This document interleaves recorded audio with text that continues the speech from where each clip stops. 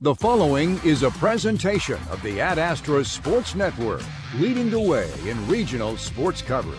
Your home for the McPherson Bullpups is 98.9 and 1540 KMCP. Find exclusive Bullpup content online at adastraradio.com, including schedules, stories, and game day audio. Just ahead on the Midway Motors Drive to the Game, we'll preview tonight's matchup. 98.9 and 1540 KMCP. The McPherson Bullpups play here. At Midway Motors, we are here for you for every mile of life. Whether you're shopping for a new or used vehicle or selling one, Midway Motors will buy your vehicle even if you're not in the market to buy one of ours. Just stop by one of our 5 locations and one of our appraisers will evaluate your vehicle and you can leave with a check the same day. It's fast and easy. Visit MidwayMotors.com for more information. Midway Motors, for every mile of life. 98.9 and 1540 KMCP. Good evening, happy Tuesday. Welcome to Mulvane High School for coverage of Bullpup basketball here on KMCP. It's a quick turnaround from the home game last night and a makeup game as we finally get back to the originally scheduled times. And today the Bullpups are on the road for the final time in the regular season against the Mulvane Wildcats. Thank you for tuning in to 98.9, 1540 KMCP at AstraRadio.com, streaming live on the Ad Astra Radio app, and for tuning in to the video live stream, which you can find on our website at AdAstraRadio.com/TV. With studio engineer Sherry Bruce and live stream coordinator Mitchell Bruce, I'm Lane Gillespie, broadcasting to you live from Mulvane High School. Yesterday, the Bullpups split against the Circle Thunderbirds, but not in the way that you normally may think if you've been tuning in all season long but missed yesterday. The girls' team were able to get the victory against the T-Birds yesterday, 52-36 at home, behind a terrific third quarter, outscoring the Thunderbirds by 14 in that third quarter and pushing themselves defensively to get the victory.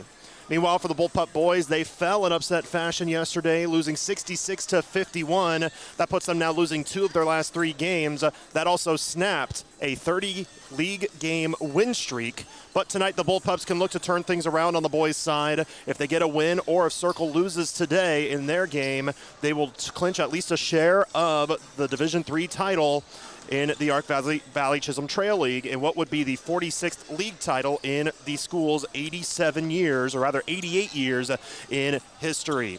But first things first, the girls team going to tip off against Mulvane, a team that McPherson fell to earlier this year at the Roundhouse. So look for some revenge here tonight. And of course, there's some history between the two schools. We'll talk with Mark Heidebrecht about that right after this.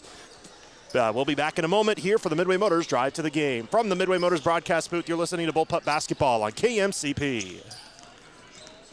More of the Midway Motors Drive to the Game coming up. Midway Motors in McPherson, Newton, Hutchinson, and Hillsboro for every mile of life.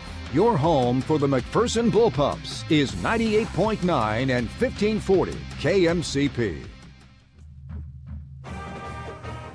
Bullpup fans, want to make a real difference in McPherson?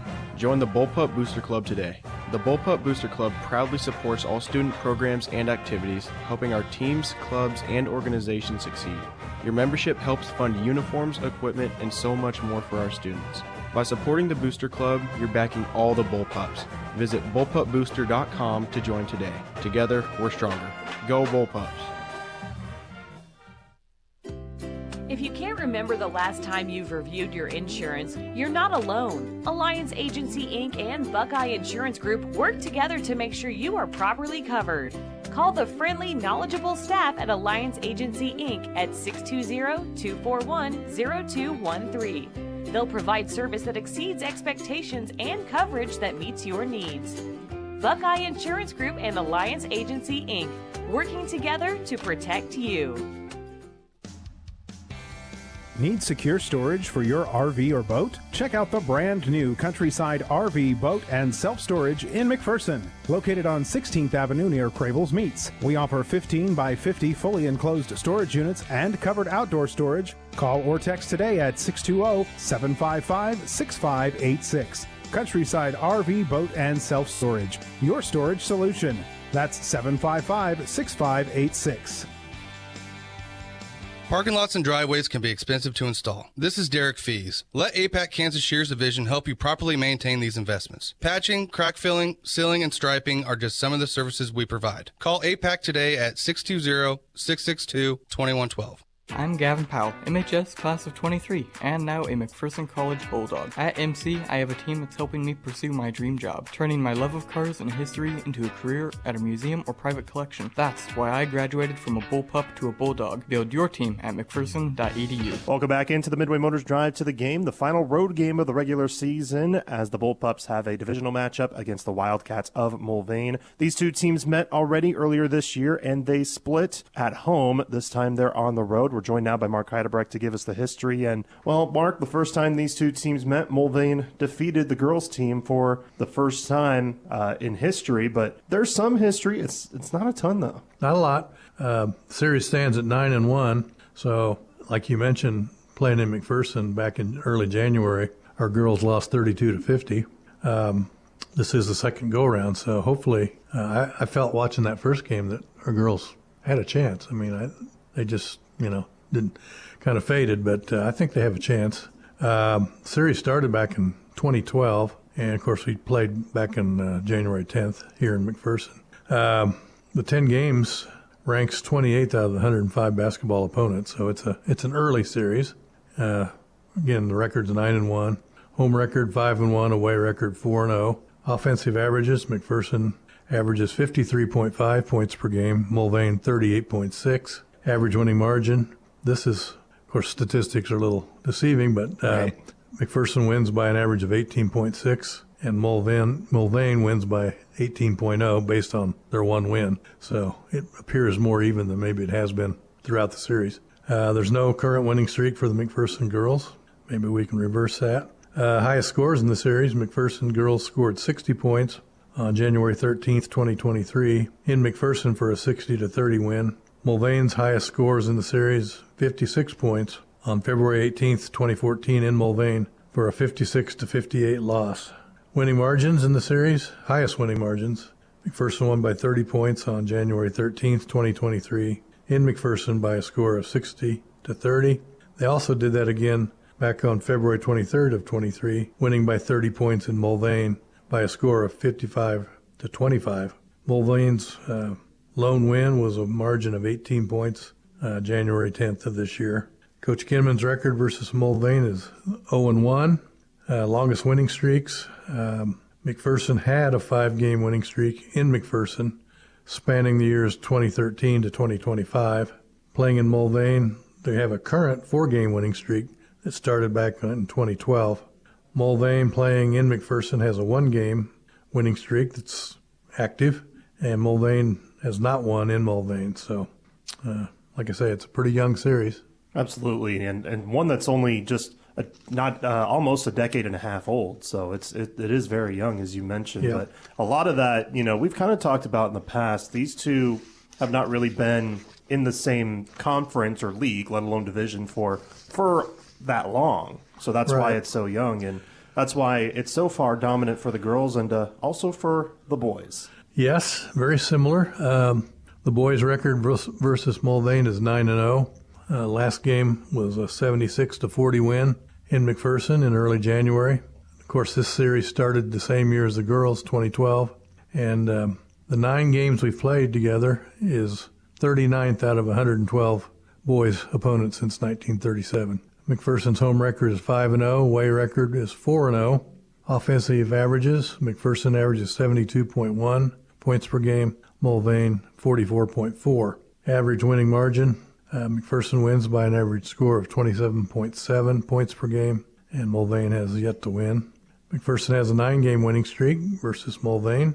Highest scores in the series: McPherson scored 82 points on December 17th, 2013 in McPherson for an 82-46 win. Mulvane's highest score in the series is 52 points on December 11th, 2012 in Mulvane for a 52-78 loss. Highest winning margin in the series: McPherson won by 36 points on December 17th of 2013 in McPherson by a score of 82-46. And our last game with Mulvane resulted in a 36-point margin in McPherson by a score of 76-40. Coach Kinnaman's record is 9-0 versus Mulvane. terms of longest winning streak, we've got 2 that are active. McPherson playing in McPherson is 5 games, and it's current. And McPherson playing in Mulvane is a 4-game winning streak that's current.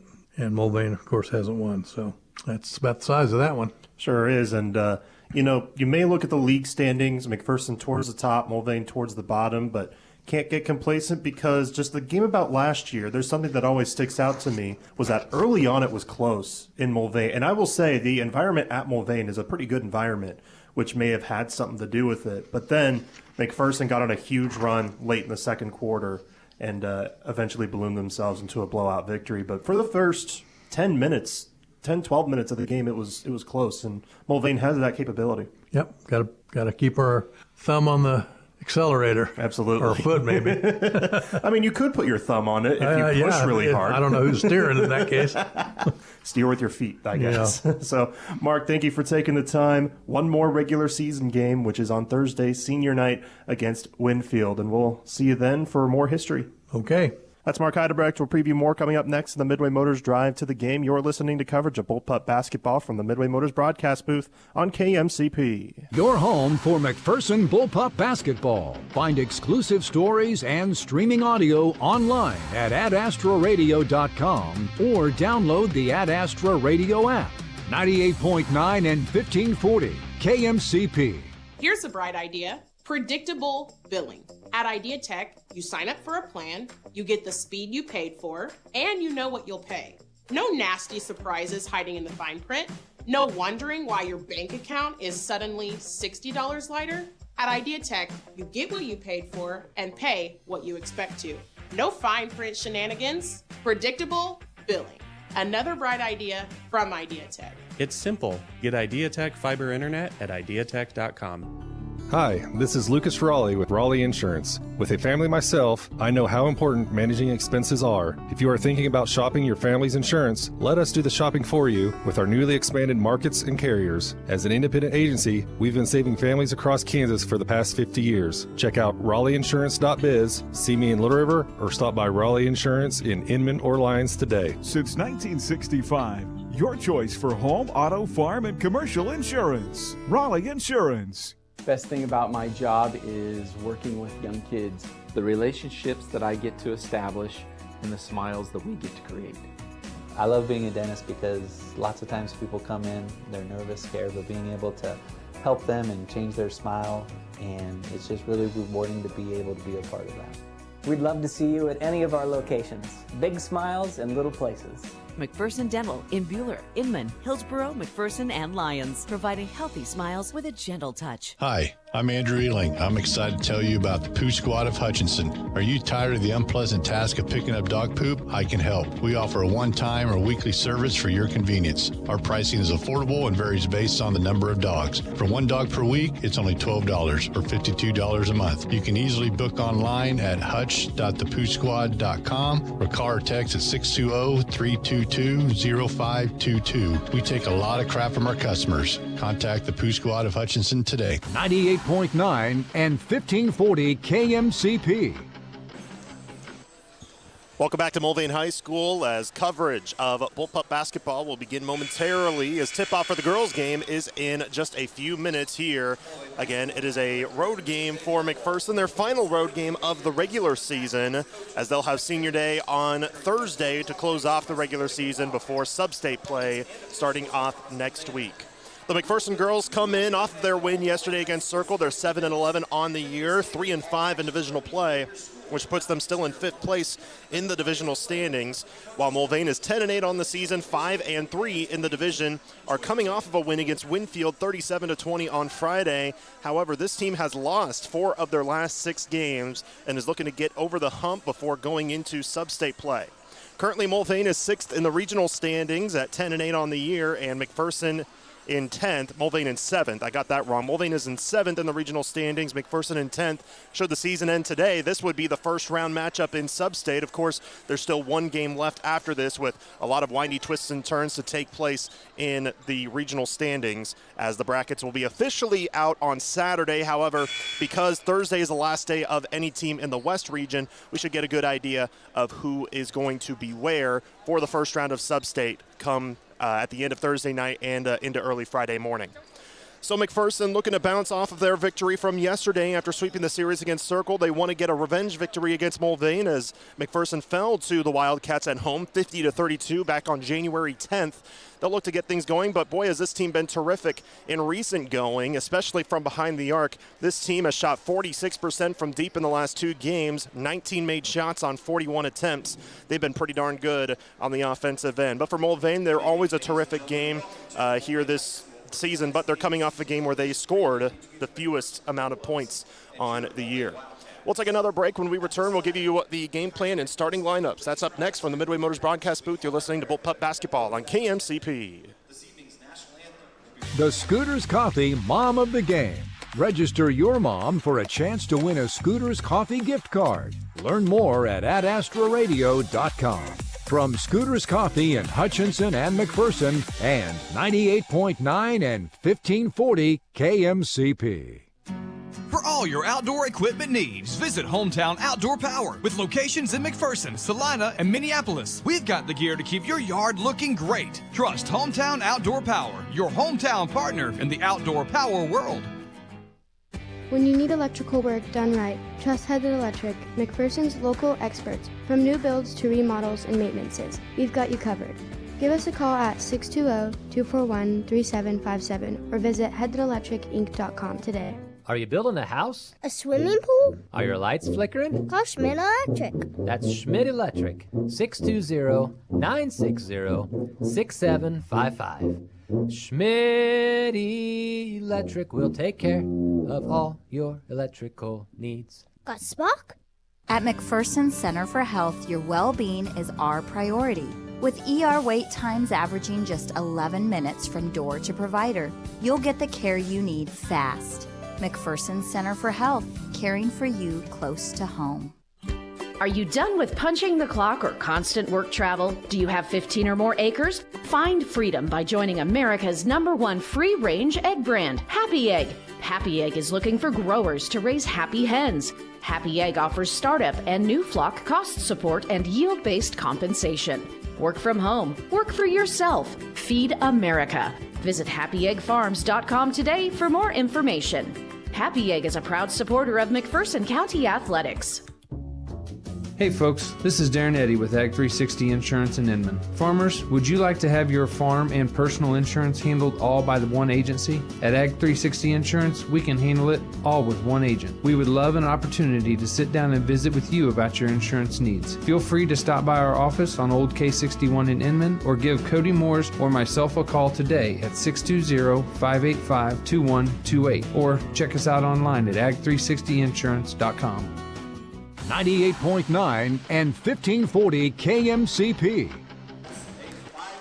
Welcome back into Mulvane High School. Starting lineups are being announced in the background as the girls' game is just moments away from tipping off here at Mulvane High School. Again, the Bullpups come in off the win yesterday against Circle. They're 7-11 on the year, while Mulvane is 10-8, coming off a win against Winfield on Friday. Time to give you the game plan, brought to you by Erickson Custom Building. For McPherson, limit the turnovers like they had in the recent going, especially last week. They especially yesterday, they did a great job. They did have 13 turnovers, but that is near the lowest that they've had this season, but a 1-to-1 assist-to-turnover ratio with 13 assists and 13 turnovers. For Mulvane, it's try to establish the interior. They're terrific from 3 this year. We'll talk about one player who has a record on the line today, and they'll have to try to establish that. But if that doesn't work, try to go into the interior because Mulvane definitely struggled from outside on Friday against Winfield. They shot just 3 of 25 on Friday. So those are the game plans brought to you by Erickson Custom Building. Get a game plan for your new build or remodel online at ericksoncustomBLDG.com. Let's give you the Ag 360 Insurance starting lineups. First for McPherson. It'll be 5'6" senior guard number 3, Ellie Bauer. 5'6" junior guard number 10, Marin Sanbo. 5'9" junior forward number 12, Brooke Doyle. 5'5" sophomore guard number 21, Riley Whitfield, and 5'8" sophomore guard number 22, Piper Alvord. For Mulvane, their starting lineup is as follows. 5'5" senior guard number 3, Olivia Ellis. 5'3" freshman guard number 5, Brittany Peschel. 5'2" senior guard number 10, Kira Kane. 5'7" senior forward number 30, Riley Deeker, and 5'8" senior forward number 35, Reese Lazier. starting lineups brought to you by Ag 360 Insurance, here to partner in your legacy. Contact agents Darren Eddy or Cody Moores in Inman. We are underway. Tip-off is won by Mulvane. They'll go from left to right as we view the floor, and McPherson the other direction. On the near side with the ball is Deeker, giving it back to the top of the key. Peschel with it, the star freshman leading scorer on the team. Drives inside, gets fouled, and she will shoot 2 at the stripe. They do rule it a shooting foul on McPherson. Brooke Doyle called for the harm. First foul coming 16 seconds in. McPherson in their road reds, red jerseys and red shorts, while Mulvane in their home whites with some green trim, green lettering and numbering on the front and back. Peschel hits the first free throw. As we talk to you about McPherson Laundry, just like the teams on the floor, McPherson Laundry is here to make you look like a winner. McPherson Laundry, it's where to take your clothes. Peschel goes 2 for 2 at the stripe to start off 2-0 Mulvane. Here comes McPherson on their first possession of the game. Whitfield to Sandbo to the far side for Doyle with a left-handed dribble, kick out near side. Whitfield for a triple, in and out, rebounded by Mulvane. Lazier got the board in the low post. She averages 3 rebounds a game. Here comes Peschel the other direction. Hand off to Olivia Ellis, who is 1-3 away from breaking the all-time three-point record for three-pointers made in a career. She currently has it tied with 79. One more 3 would make it 80. Now, on Friday, she had a chance to break that, but went 0 for 8 from deep in their win against Winfield. Mulvane with it, 10 on the shot clock. Handoff, far side, Deeker into the far corner. Peschel spinning back now on the baseline. Try to get past Bauer. Tough shot up, won't go. Rebounded by Doyle. Here comes McPherson. Still trailing 2-0 a minute in. Sambo, Euro step layup. Won't count. Offensive foul is called on Marin Sambo. Drawing the charge, I believe, was Kira Kane. So number 10 versus number 10 crime on that offensive foul. 2-0. Mulvane gets the ball back. 6:48 to go first quarter. Mulvane under second-year head coach Nicole Peschel. And the leading scorer, Brittany Peschel, is Nicole's daughter. And Brittany has been absolutely terrific all season long, averaging 12 a contest, 12 and a half, as we'll have 3 seconds called in the paint on Mulvane, and a turnover back to McPherson it'll go. Peschel also is the team leader in assists at 5 a contest. So not only is she great at scoring, she's great at dishing the rock. And this is a team that can score really well, this Mulvane team, averaging 44 points a game. However, they give up 42, which is why they are near 500 on the year. Pass inside by Bauer is intercepted by Lazier. Wildcats have it the other way. Peschel high pass near side for Ellis. Thought about shooting the 3. Instead, Ellis will drive, held up on the baseline. Bauer pokes it out of bounds. No, they say off of Mulvane. Out of bounds and back to McPherson.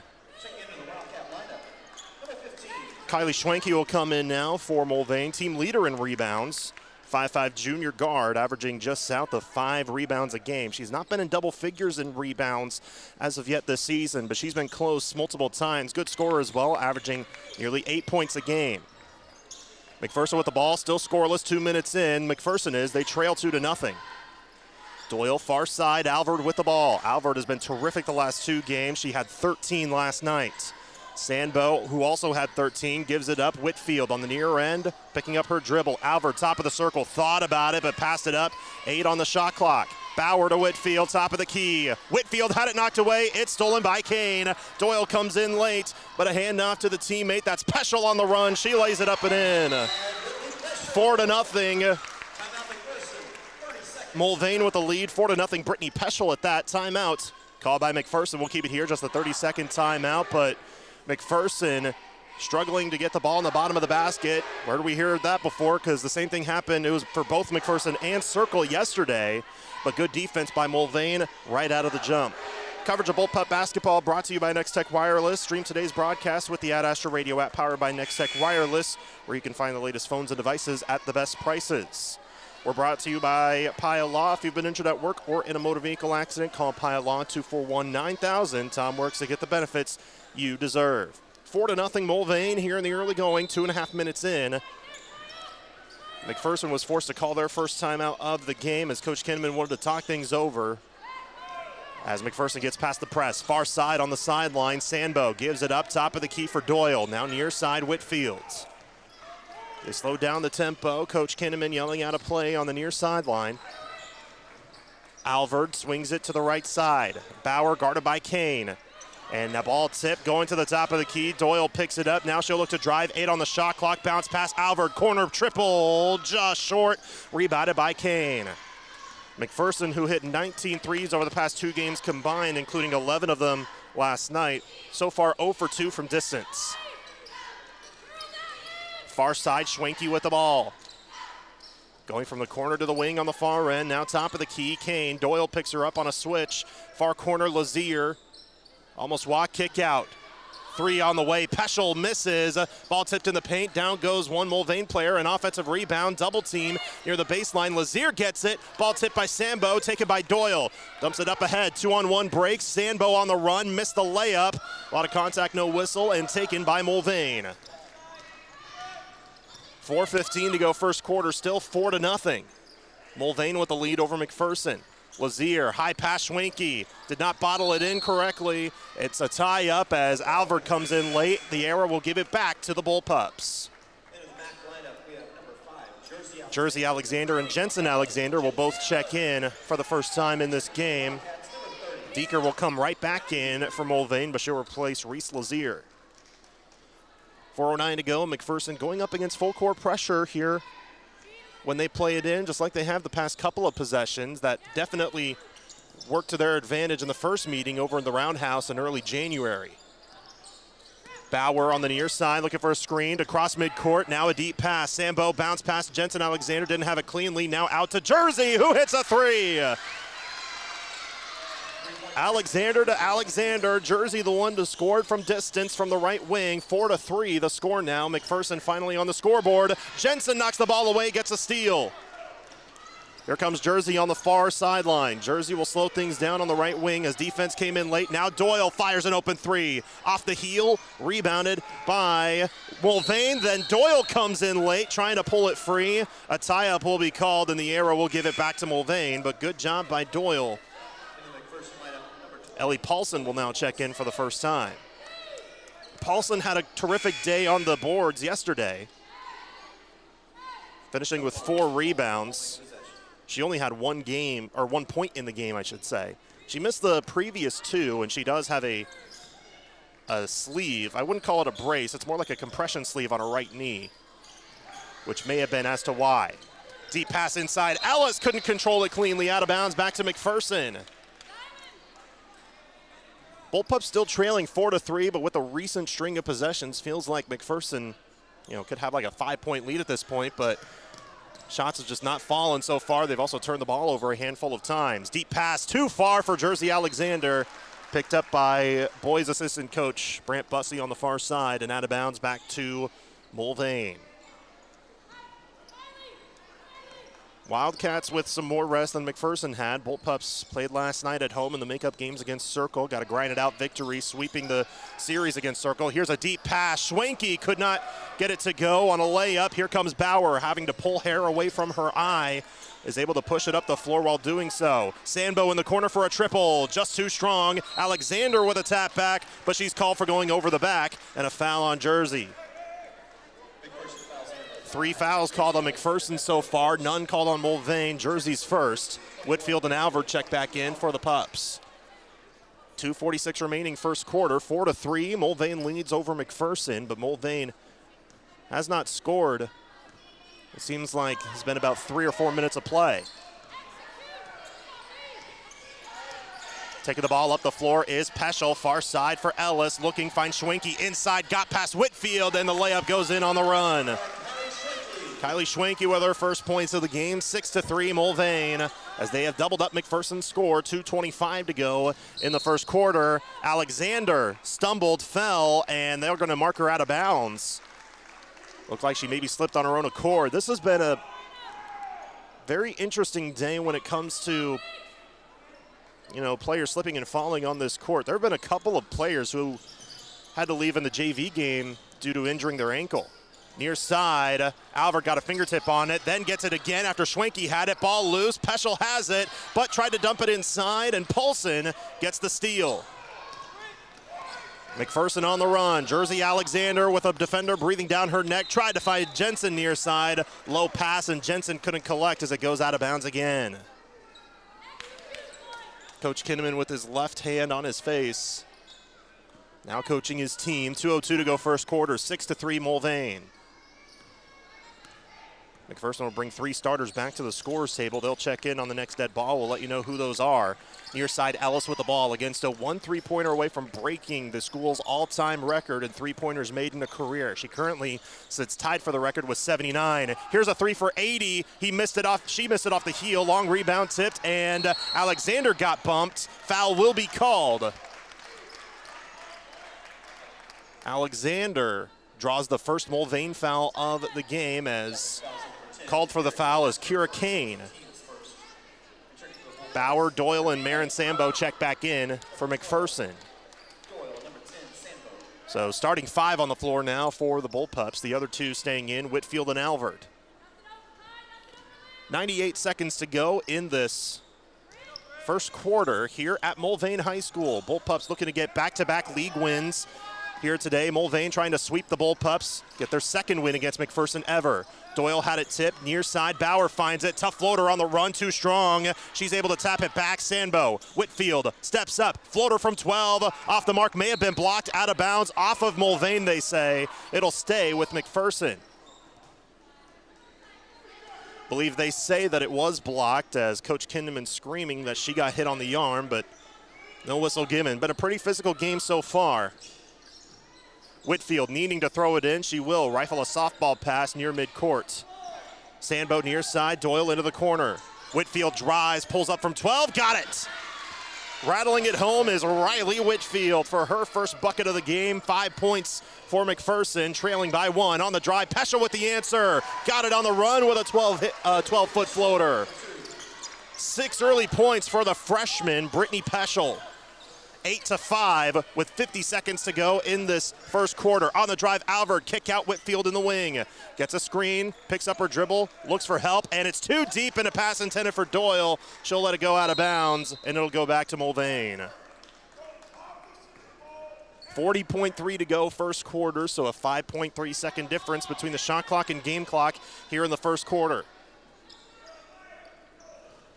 Mulvane to throw it in on the near sideline, right in front of the McPherson bench, pretty much right in front of Bryn Littlejohn, and I believe that's Carly Cooper that she was throwing it in front of as well. Had my view blocked of seeing who that was exactly, but Mulvane with the ball on the near side, kick out into the wing. Peschel gets a screen on a step back.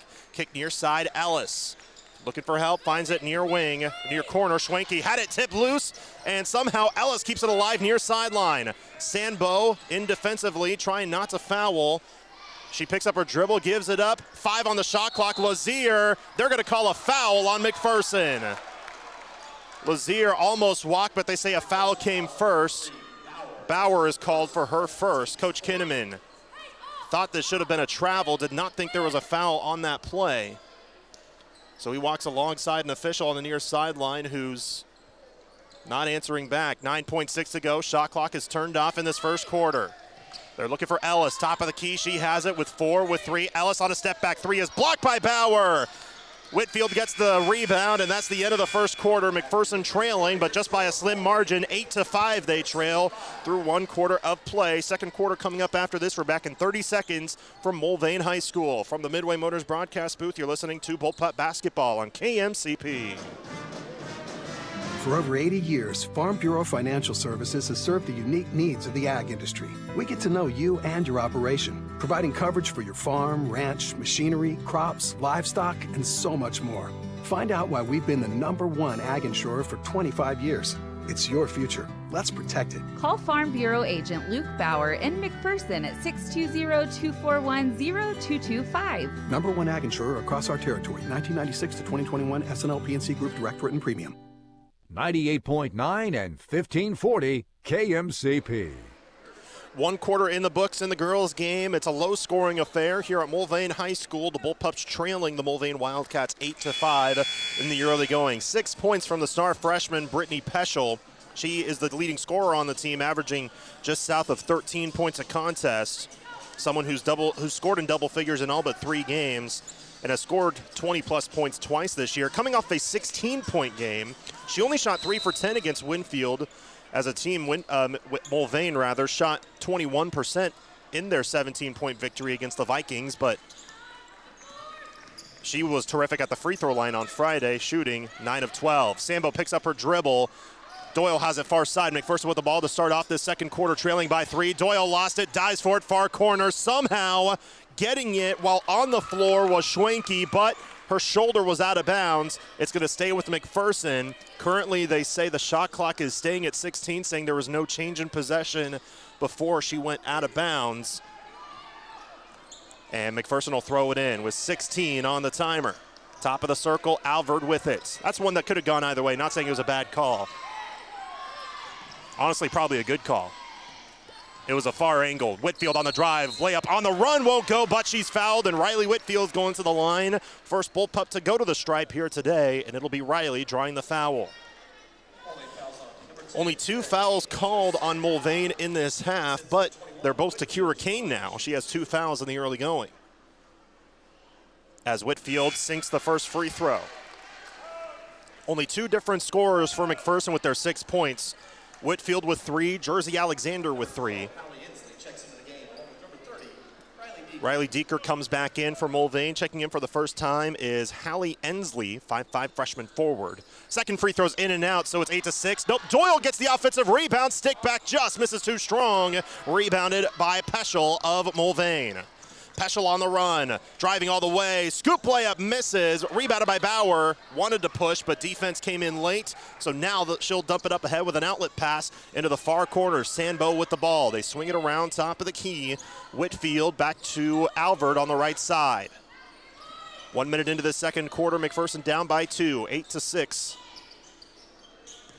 Whitfield with the ball on the near side, dribbling about as they have to dump it back out to the perimeter. 10 on the shot clock. Whitfield near side, almost walked with a step back. 5 seconds on the drive. Alvord in the far corner. 3 at the buzzer. In and out. Rebounded by Mulvane. Good look. Just could not fall.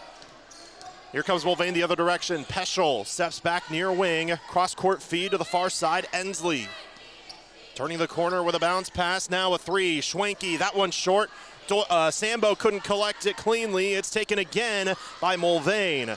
Whitfield had a hand on it, but Peschel had it, drives and misses on a runner from the far elbow. Rebounded by McPherson. Whitfield held up defensively, had to pick up her dribble, and a double bounce pass on the far side to Alvord. McPherson with the ball, struggling to get the ball to the bottom of the basket. Only 6 points for them thus far. On the run, Doyle misses the shot on the baseline, and Mulvane with it again. They've struggled as of late too. Peschel on the run, tough layup won't go after splitting defenders. McPherson with the ball, looking to push. They have the numbers. Whitfield all the way home, layup just short. Rebounded by Mulvane. This game has turned into a track meet. Far side, Ellis with the ball. Ellis kicks it far side. Peschel, high pass. Schwenke gets bumped. Foul called on Alvord.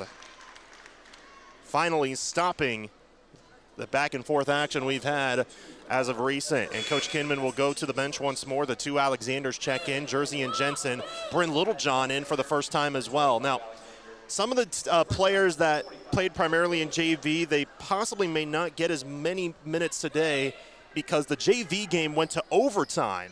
So the players who played in mostly in the JV game, maybe a little bit worn out, of course, playing extended minutes. Littlejohn being one of those players. She had a terrific day in JV. Ball inside, out of bounds, off of Mulvane, and McPherson forces yet another Wildcat turnover. This time, no pressure by the Mulvane defense. 5.5 minutes to go, first half. Sambo kicks it near side to Bauer, now to Jersey Alexander. Jensen has it near side, and Littlejohn top of the key. All 5 Bullpups touching the ball in this possession. Bauer on a crossover. Littlejohn thought about a 3, steps back, picks up her dribble. Sambo near corner, picks it up, now top of the key. Alexander, open 3, misses well short, out of bounds. It'll go back to Mulvane. That was Jensen Alexander on the shot. Good look, but just a tad short. 5:05 to go in this first half. There's only been 1 point scored in this entire second quarter. It was a McPherson free throw. Mulvane has not scored in this quarter yet. They have the ball. Peschel with it across midcourt. Jersey Alexander guarding her. 5 versus 5, freshman versus freshman. Now Ellis near side, holding the ball, has not dribbled yet, has not moved. Now dribbles, gives it up top of the key. Peschel gets screened hard, no whistle. Back outside, now top of the key, Ellis, a three for the record. It's good, and there it is. The career record for Olivia Ellis. 80 made threes in her career, a new school record. Mulvane with an 11-6 lead, and we'll have a reach-in foul called on Mulvane on the other end. It'll be called on Ensley, her first, team foul number 1 in the quarter on Mulvane. Whitfield and Doyle back in for the Bullpups. McPherson trying to find any way they can to score. They've only had 2 made shots, a 3 by Jersey Alexander and a floater by Whitfield, but a turnover off the inbound. Here comes Mulvane. Pushing is Ensley. Correction, that is Ensley. She goes all the way home and scores on the run. 13-6 Mulvane, 4:05 to go in the first half. Whitfield far side, turns one direction, then back the other as the Bullpups still looking to find a bucket, but a foul will be called on the run. That one will be on Mulvane's Schwenke, her first. Team foul number 2 now. Correction, that's team foul number 3 on Mulvane. You can kind of credit the Mulvane defense. McPherson has also turned the ball over time and again so far in this game. Don't have the exact turnover numbers for you, of course, but that's something they've struggled with all season long. They've gotten better as of recent, though. Whitfield near side. Jensen Alexander holds the ball. Kick out near side. Jersey Alexander is called for a travel. Reese Lazier back in for Mulvane. Another Bullpup turnover. Some of them have been line ball turnovers. Only a couple of times turning into points the other direction, as Mulvane has also struggled to shoot, but they've picked it up as of recent. They've made their last 2 shots. They'll have the ball now, looking to go 3 in a row. Mulvane currently in second place in the division, which is pretty much where they'll stay, as Bueller's already clinched the outright title. Near side, ball loose on the deck. A tie-up. The arrow will keep it with Mulvane. 22 on the shot clock when they do. Well, I say second place is where they'll stay. Circle and Augusta are 1 game behind Mulvane, and there's, of course, including this game, 2 games left for everybody in the Arc Valley League. 3 on the far wing, just grazed the rim too strong. Long rebound, Deeker gets it. Near side for Ellis. And what do we have here? I think they want to say that the shot clock should not have reset. I thought it did hit rim. And yep, the other official comes in and says, yep, it did hit rim, so the shot clock will stay put at 32. It did reset correctly. You may have heard head coach Nicole Peschel yelling it hit rim, which she was correct. Mulvane to play it in, near side on the run. Peschel blocked by Doyle, and she gets the board as well on the baseline, tight roping the baseline. Then Peschel comes in out of nowhere to steal the outlet. Ball inside, a lot of contact, no whistle. Now a dive for the ball and another tie-up. The arrow will go back to McPherson, but man, McPherson got bailed down on what possibly could have been a shooting foul on the run. Instead, Bullpups get it back. Schwenke back in. She'll replace Olivia Ellis. 3:05 to go first half, 13-6, Mulvane over McPherson. Bullpups have only scored 1 point in this second quarter. Alexander had it poked loose, Peschel on the run, lost it, out of bounds, back to McPherson. Shot clock reset as there was a change in possession, so McPherson's going to get a fresh 35, but they're not going to go 84 feet. They're going to go pretty much 50 feet. Now they're going to talk about should their shot clock have reset. Nope, they are going to change it to 26.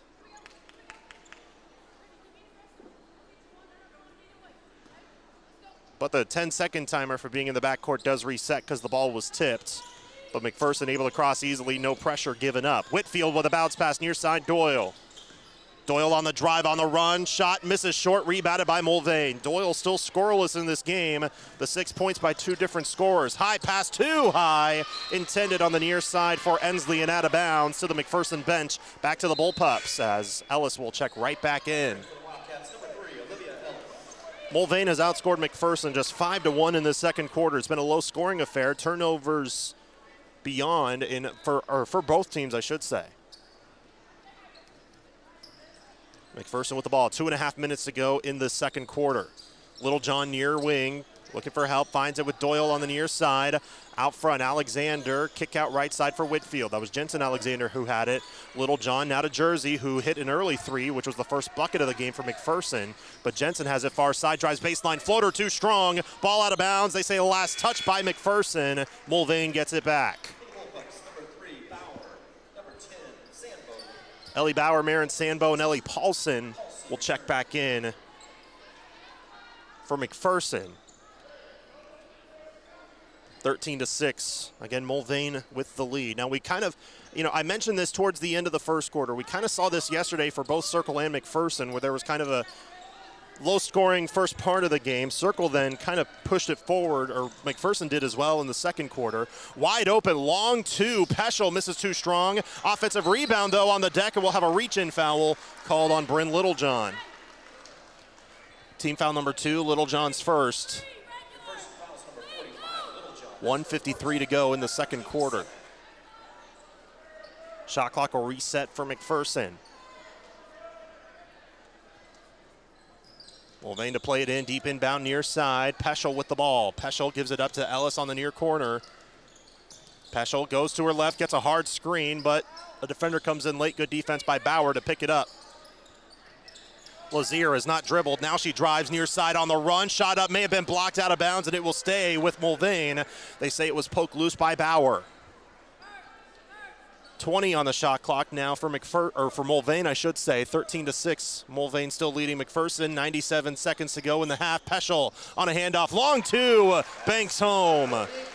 Peschel with 10 points in the first half for Mulvane. 10 of the team's 15. If you're doing the math, that's 67%. Paulson far side. Sandbo gives it up on the near end as McPherson working the ball around in the perimeter, but now down by 9, their largest deficit of the game. Sandbo looking to cut in with a 3. That misses short, but a long rebound. Whitfield tracks it down. An offensive board for the Pups. Backdoor feed, poke loose, intended for Sandbo. Take it away. Peschel behind the back. Almost lost her footing, but recollects. Handoff outside. Now top of the key. Ellis wide open 3. Short, and McPherson will let it go out of bounds. 56 seconds to go in the half. Piper Albert, Brooke Doyle check back in. Shots not falling for either team for the most part. You take away Brittany Peschel, and it'd be 7-6 Mulvane. So correction, Peschel has 8 points in this first half. I got my math wrong. I tried to do a little math lesson on this broadcast, and even I got it wrong. Worst teacher ever. Near side, Sandbo misses on a 3. Rebounded by Mulvane. 2 clocks separated by about 4.5 seconds here in the second quarter. Coach Peschel telling her team to slow things down. They'll possibly hold for the final shot. And yep, they will slow it down. Brittany Peschel, again, the daughter of head coach Nicole Peschel, controlling the ball with 8 first half points. Just 4.5 points shy of her average. And now Peschel will work with 6 on the shot clock. Driving to her left, kick out, far end, 3. Ensley misses. Offensive rebound with 5. Lazier misses, but a foul from behind on McPherson. And 2 free throws coming for Reese Lazier. Whitfield called for the fouler first. And 2 free throws for Reese Lazier.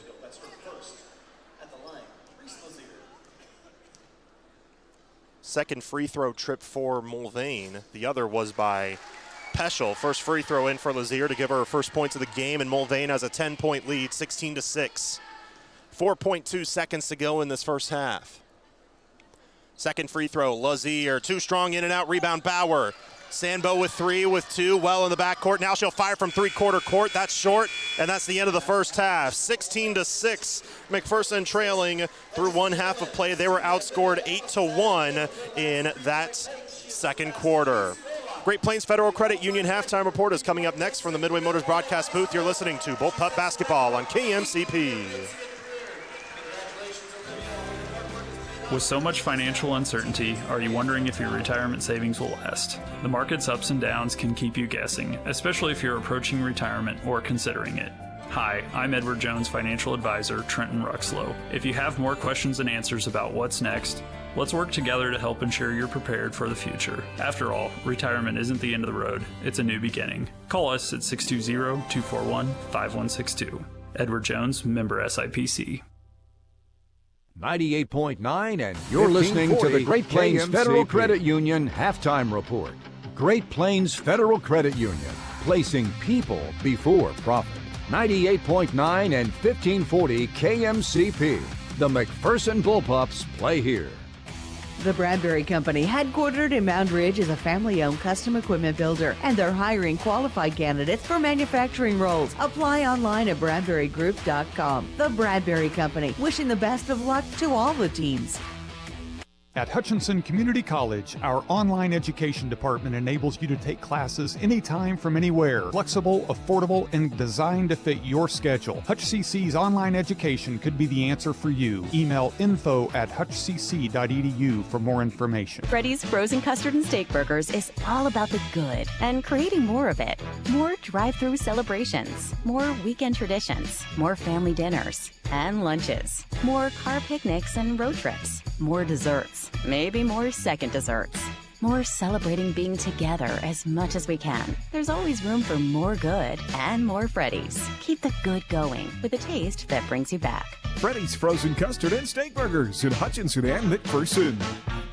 It's halftime while the players are getting ready for the second half in the locker room. It's time to give you the Ad Astra Radio halftime report. Last night, K-State women's basketball had a ranked matchup against Baylor, but number 14 K-State would fall at home 79-62. They were without their star forward Aoka Lee, who has been dealing with a nagging foot injury, as K-State struggled to score the ball, especially from behind the arc, shooting just 13% from three on the game. All-American candidate Serena Sundell did finish with 20 points to lead the Wildcats. However, K-State falls now on the women's side to 25-5 on the year and 13-4 in conference play. Their final regular season game will be on Sunday. They will be on the road against Iowa State before the Big 12 tournament begins next week. The Kansas Jayhawks men were in action in a late night game last night in Boulder, Colorado against the Colorado Buffaloes. KU did drop out of the top 25 rankings for the first time since 2021 and only for the second week since 2008, but they were able to hold on and get a victory over Colorado 71-64, which is just the fourth road win for KU this year. KU started off hot, getting a big-time lead through the first 4 minutes, but then Colorado clawed and scratched their way back, but KU was able to pull it out in the end thanks to clutch shooting and an amazing game from Hunter Dickinson, who finished with 32 points and 13 rebounds. The 32 points is his career high in a Jayhawk uniform. Despite the win, though, KU was out-rebounded 46-31, including 18-5 on the offensive glass,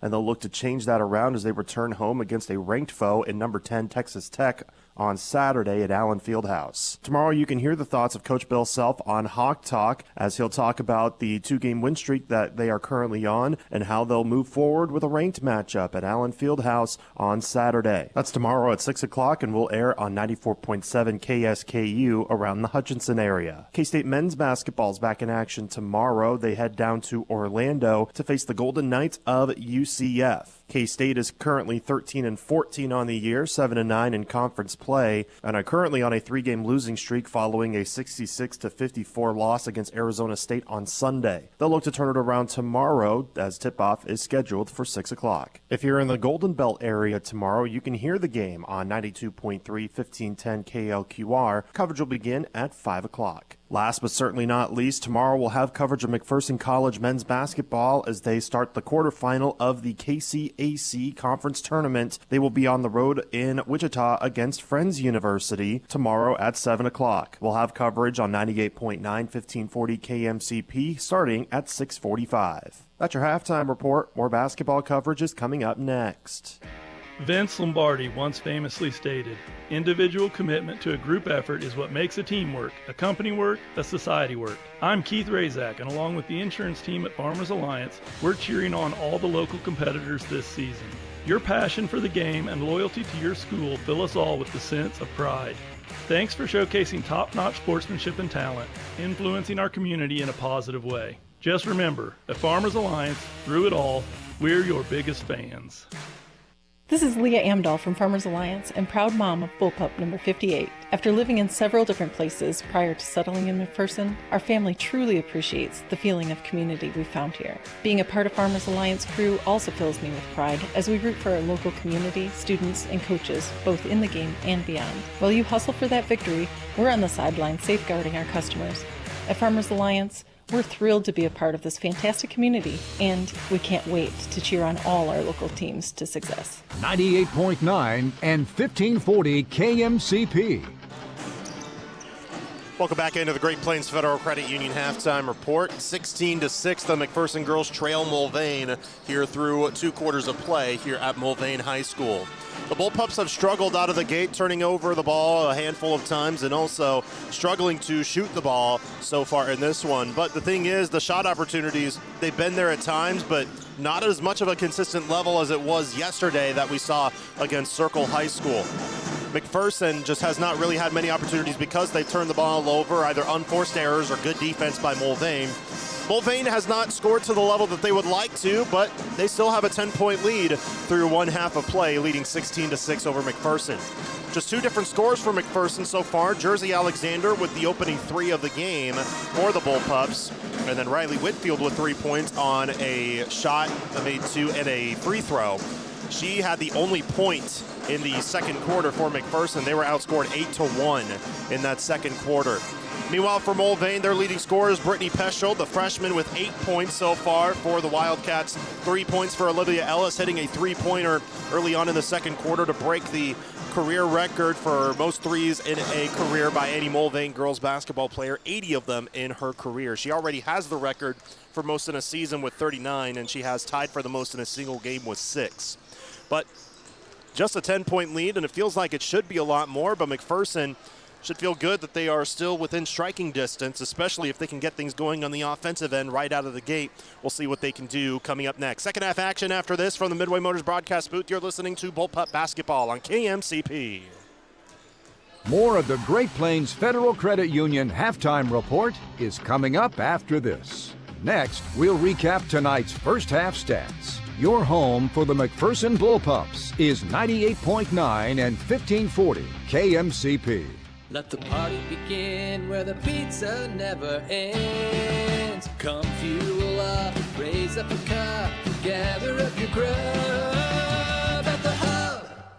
Hey, it's Sammy, inviting y'all to join us in Mound Ridge. We have the station, coffee and bakery for all your ice cream, lotus, and coffee fixes. Enjoy one of our world-famous brick oven pizzas while sharing an appetizer. We are your one-stop shop for your friends and family to gather. Get your grub at the Hub. At Nextech Wireless, we're committed to delivering more than just quality wireless service.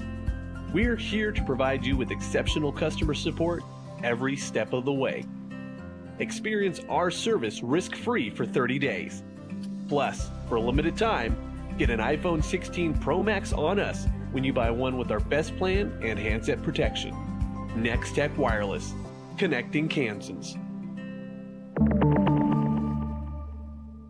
The Kansas legal team at Pyle Law handles cases in McPherson County and throughout the state of Kansas. Now is the time to call for your free consultation. This is Liz Pyle, and my husband Tom has over 25 years of experience in all matters relating to workers' compensation, car wrecks, and personal injury law. Tom takes the time to evaluate your options, inform you of your rights, and walks you through the complicated process of seeking compensation for your personal injuries or loss. Contact me at 620-241-9000 and I'll schedule your appointment with Tom today. When streaming your favorite shows or live TV event, you deserve the best internet. MTC can help. Switch to MTC Fiber Internet today and enjoy fast, unlimited internet with whole home coverage. Plus, we'll help you pick out the perfect streaming service for your family's needs. For more information or to sign up for service, stop by your local MTC office. Call 877-216-9951 or visit mtc4me.com. 98.9 and 1540 KMCP. 16-6, Mulvane with the lead over on the McPherson girls here at halftime. as McPherson will look to turn things around and mount this comeback here on the road. The final road game of the regular season for McPherson High School here today. Before we start off the second half, I'd like to thank our sponsors, including Scooters Coffee. Nominate your mom for a chance to win a Scooters Coffee gift card and be named the Scooters Coffee Mom of the Game. Sign up on the free Ad Astra Radio app. Scooters Coffee, be amazing.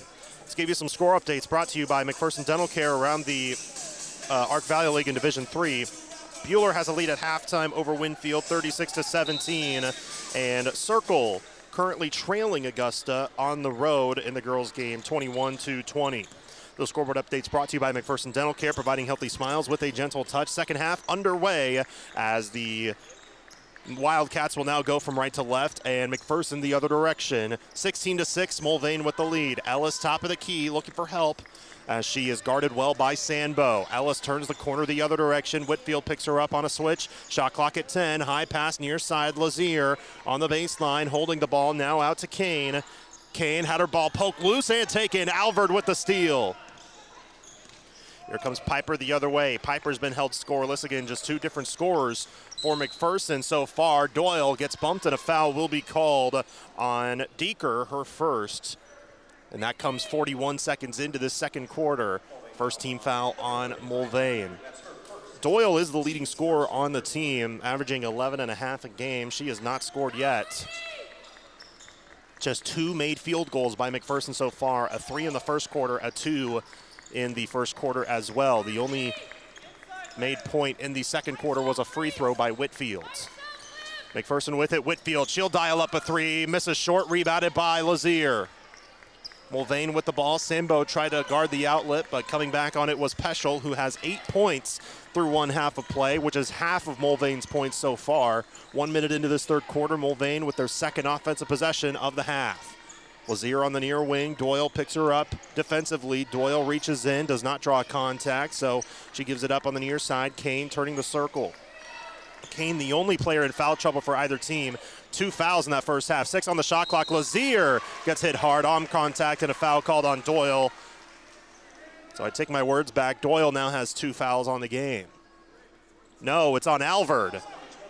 Thought it was going to be all on Doyle, but nope, they give it to Alvord. She does have 2, though. And shooting 2 will be Reese Lazier, who went 1 for 2 in her first trip to the line. She hits the first one. 2 points for Reese so far on the game. 5'8" senior forward. One of 4 seniors on this Mulvane lineup honored today. Today is Mulvane senior night. It is their final home game of the season. They're in Towanda on Thursday to close off the regular season against Circle. Lazier goes 2 for 2 at the stripe to triple McPherson's score. 18-6, Mulvane with the lead, 90 seconds into the third quarter. Whitfield near side, Alvord, high pass into the low post. Doyle turns, up fake, up and under, layup, not gonna count. I think they're gonna get a travel on Doyle.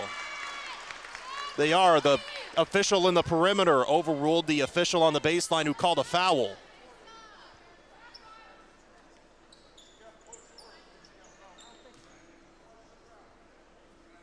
.6:22 to go third quarter. Coach Kinnaman not happy with the travel call. Thought she got hit first. But a turnover back the other way. Mulvane with it. 6:15 to go third quarter. They have a 12-point lead. Kane with the ball on the far wing, who is not giving it up yet. Now does. Lazier lost it in the low post. Got it back. Nope, just chucks it up in the air. It's taken as bodies hit the ground. Sandbo got the steal. Here come the Pups. Sandbo almost loses her handle. Bauer on the run into the corner for Alvord. McPherson looking to get the lid off of the rim and break the cold snap. Bounce pass, Doyle had it deflected, got it back. Long 2 is blocked by Lazier, and she gets the rebound. That was guarded really well as Doyle pulled the trigger on that long 2. Now Mulvane with the ball after the block and board. High pass deflected by Doyle, but tracked down far corner. Peschel, 3, in and out. She was on the line, actually. It would have been a 2. Doesn't matter either way. McPherson with the rebound. Sandbo on the run. Fires, it rolls home, finally. A shot goes in for the Bull Pups. Sambo with her first points of the game, 18-8. Mulvane lead, 5:12 to go, third quarter. Mulvane holds it far side. Ellis, wide open 3, misses short. Rebounded by Mulvane. Lazier, tough up and under move, misses. She tries to rip the ball away from Doyle. A tie-up will be called. The arrow points to McPherson on the alternating possession. Good defensive stand by McPherson. Ellie Paulson, Jensen Alexander check back in for McPherson. Kylie Schwenke and Hallie Ensley check back in. 5:01 to go third quarter. 18-8 Mulvane. McPherson in the backcourt against pressure. Bauer to Whitfield near side. They got to hurry up. They got 2 seconds to cross. Bauer with a high pass finds Whitfield across the midcourt stripe. Whitfield walked. She moved her pivot foot. Coach Kinnaman wanted a foul, didn't get one.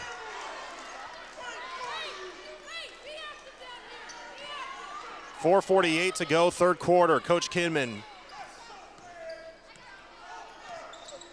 wanted a foul so bad. You heard so bad in the background, possibly over the headset microphone. Inside, Ellis shot blocked and out of bounds. Good block by Alvord, and it'll stay with Mulvane. 22 on the timer. 4:35 to go third quarter. Mulvane with the ball up by 8. Inside layup misses. Rebounded by Bauer. Thought she got fouled, and then Bauer had it taken away by Peschel from behind. Peschel steps up, top of the key. Now steps back, kick out far side. Ensley on the baseline. Bounce pass, takes 2 bounces. Finding Kane, corner 3, short. Rebound, Paulson had it. Alexander fights for it. Tie up, Mulvane gets it back.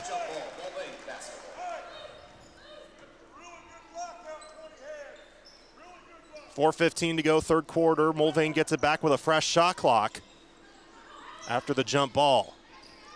Peschel still scanning the floor. Far side, Kane. High pass near side. Schwenke with an up fake, driving floater. Crawls in. It hit the backboard and the back rim, kind of died there and then just dropped in the bucket. 20-8, and a reach-in foul called on the near side on Mulvane. That one on Ensley, her second. Team foul number 2 on Mulvane. 4 minutes to go third quarter. Mulvane still leads 20-8 over McPherson. Alvord far side. Right-handed waist-high dribble. Bauer near side. Alexander into the corner for Whitfield. He's still working around the perimeter. Good ball movement. Bauer on the drive. Tough floater. Crawls in and one. Ellie Bauer gets the hoop and the harm. She'll look to cut into the deficit even more as Ellis is called for the foul. First points of the game for Bauer. Looking to convert the and one at the line. 20-10 Mulvane. 3:45 to go third quarter. Free throws good. Make it 20-11. And could that spark something for the Bullpups? Schwenke near side gets a screen. One defender comes off. Schwenke got away with a walk near side. Peschel misses on a 3. A lot of contact inside. They're going to call it on McPherson. They said 35. There is no 35. I think they meant Jensen Alexander, who's 25, but there's no 35 on the team.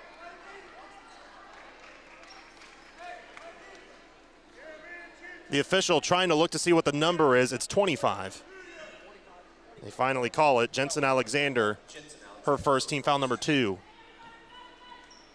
Mulvane to throw it in. Near side, Lazier on the drive. Stops. Good defense by Alexander. Lazier gives it up. Driving Peschel. Floats. Misses. Rebounded by Paulson. McPherson looking to push. Cut into this deficit. Down by 9. 3:20 to go third quarter. Marin Sandbo far side for Alvord. Back near side. Paulson. Ball above her head. They scan the floor. Doyle drives, spins inside, got past the defense, and lays it in. Brooke Doyle finally on the board, and those were big-time points. It's a 7-point game. Timeout, Mulvane. The Bullpups are on a run, a 5-0 spurt with 3:04 to go, third quarter. It's a full timeout. We'll take one with them. We're back in 30 seconds from Mulvane High School. From the Midway Motors broadcast booth, you're listening to Bullpup Basketball on KMCP. Controlling your own weather can be easier than controlling anything else these days. This is Julie with RC Heating and Cooling. With a well-working cooling and heating system, you can be in control of your indoor weather at home. With so many things out of our hands, it's a good feeling to have a bit of stability. Call RC for a free estimate on new cooling and heating equipment. Call RC when your unit isn't up to par. Call RC to stay comfortable in any weather. Call RC 241-2787. 98.9 and 1540 KMCP. McPherson starting to get on the run in the girls' game. They trail 20-13, but they're on a 5-0 spurt. They scored just 6 points in the entire first half. They've scored 7 in almost 5 minutes of play here in the third quarter. 20-13, Mulvane still with the lead. McPherson outscoring them 7-4 in this third frame. Now, McPherson has not quite turned the ball over as much in this third quarter, and they've finally gotten shots to fall, driving into the bucket, getting good layups in. There was an and one by Bauer earlier, and then a layup by Brooke Doyle forced Coach Peschel to call a timeout. Both teams with 4 left regarding timeouts, and Mulvane will have the ball out of the timeout. 2:55 to go, third quarter. Brittany Peschel with the ball on the near side, guarded well by Jensen Alexander. Kick out Schwenke, tough guarded 3, short, rebounded by McPherson. Doyle with the board. Here come the Pups. Doyle the other direction, trying to drive all the way, lost it. Paulson on the drive. Doyle trying to wrestle it away. Tie up. They'll keep the ball. Arrow to McPherson. Kane got a fingertip on it to poke it away from Doyle on the run.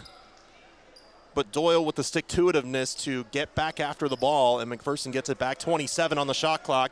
Marin Sambo to throw it in. Into Doyle on the run. Inside layup. No, it misses. Rebounded by Mulvane. Just too short on the layup attempt. Here come the Wildcats. Peschel on the near side, guarded by Sambo with a crossover, top of the circle to the right now. Picks up her dribble. Alvord got a fingertip on it. Peschel to dribble now again. Cross-court feed. Schwenke long 2. Misses short. Rebounded by Sambo. McPherson with the ball once again. Another defensive stand. Sambo across the green-painted midcourt stripe. Doyle near wing. Crosses, has Alvord behind her, finds her near side. Alvord with a step back move, high pass Alexander, poked out of bounds. It will stay with McPherson with 17 on the shot clock. 1:58 to go, third quarter. McPherson trails by 7. They'll throw it in, had to wait a second for Reese Lazier to tie her left sneaker, but she finally does. And Sambo will throw it in.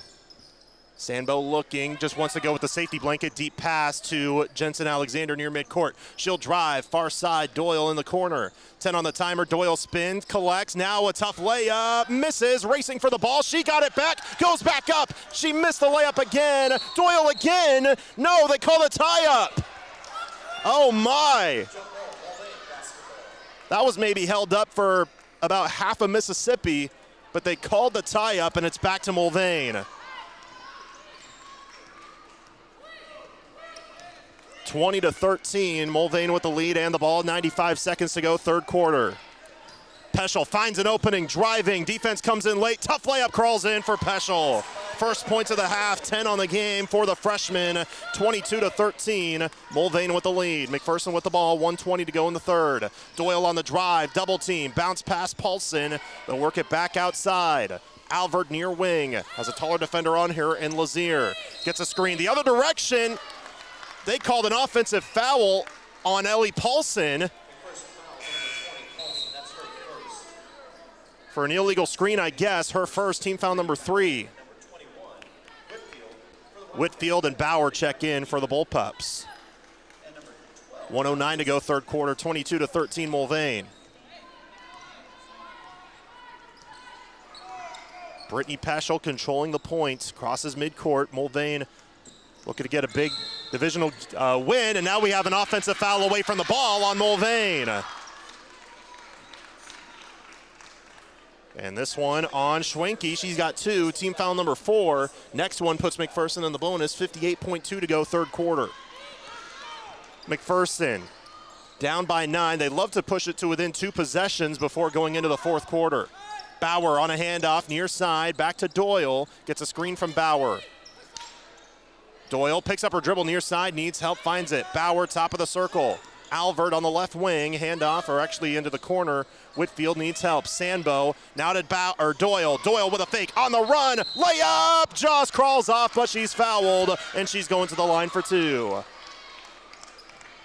Good effort, though, by Brooke, and a foul called on Schwenke. She's got 3.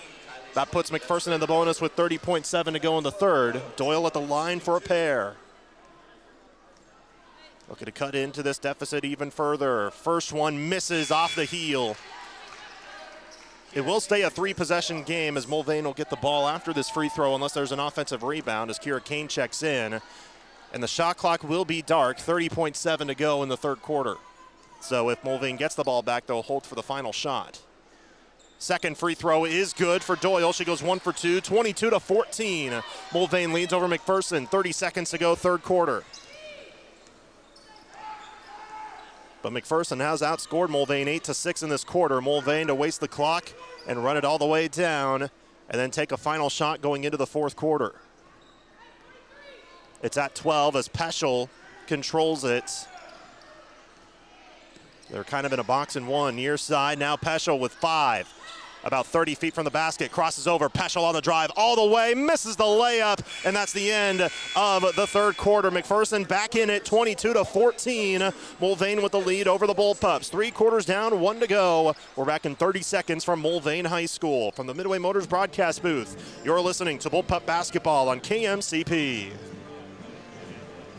Whether you want a small home remodel or need repairs done or have a brand new build project in mind, Erickson Custom Building is your choice. All of us at Erickson Custom Building would like to thank our customers for 20 years of business and friendship. Brian and the crew at Erickson have spent those years developing excellent customer service and quality leadership for all types of projects, big or small, traditional or trendy. When your project is finished, it will reflect your vision for quality and follow-through that exceeds your expectations, not your budget. Call Erickson Custom Building or find us on the web at ericksoncustombldg.com. 98.9 and 1540 KMCP. 3 quarters down, 1 to go here at Mulvane High School. The Bullpup girls trailing 22-14, but they were finally able to find some sort of offensive rhythm about halfway through that third quarter. They outscored Mulvane 8-6 in that third frame, but can they turn things around, get the comeback, get shots to fall, and steal a win here in Mulvane? Before we start off this fourth quarter, I'd like to thank our sponsors. We're brought to you by Nextech Wireless. Stream today's broadcast with the Ad Astra Radio app powered by Nextech Wireless, where you can find the latest phones and devices at the best prices. McPherson with the ball to start off the fourth quarter, going from left to right. A crossover by Sandbo, near side, Doyle on the wing. The other 3 on the floor are Alvord, Bauer, and Whitfield, the starting 5 on the court for the Bullpups. Sandbo picks up her dribble near midcourt, bounce pass to Bauer, left elbow. Bauer backs down, lost it, finds it again. Sandbo near side for Doyle. Doyle steps up, and we have a foul on Mulvane on Olivia Ellis, her second. Team foul number 1 of the quarter on Mulvane. Fresh shot clock for McPherson when they throw it in on the baseline. Whitfield to throw it in. Bounce pass to Doyle on the left wing. Doyle steps up, spins, shoots. Tough shot, it goes in. And the foul. Brooke Doyle with an and one opportunity. That cuts it to within 6. As they call the foul on Deeker, her second, team foul number 2. And Doyle with a free throw could cut it to a 5-point game. 7.5 minutes to go. 5 points for Brooke Doyle. Free throw is short, rebounded by Mulvane, but it is a 2-possession game, 22-16. Peschel near side for Mulvane, drives, held up defensively, high pass in the perimeter, cross-court feed. Kane right wing, right in front of the Mulvane student section. Right side with the ball, driving, jumper, misses, Ensley with it, and a foul, over the back foul called on Mulvane. 3 fouls called in the first minute. We're 48 seconds in to the fourth quarter as Deeker now has 3 fouls. 2 more to put McPherson in the bonus. There's still 7:12 to go in the fourth quarter. McPherson down by 6 and will have the ball throwing into the backcourt against pressure.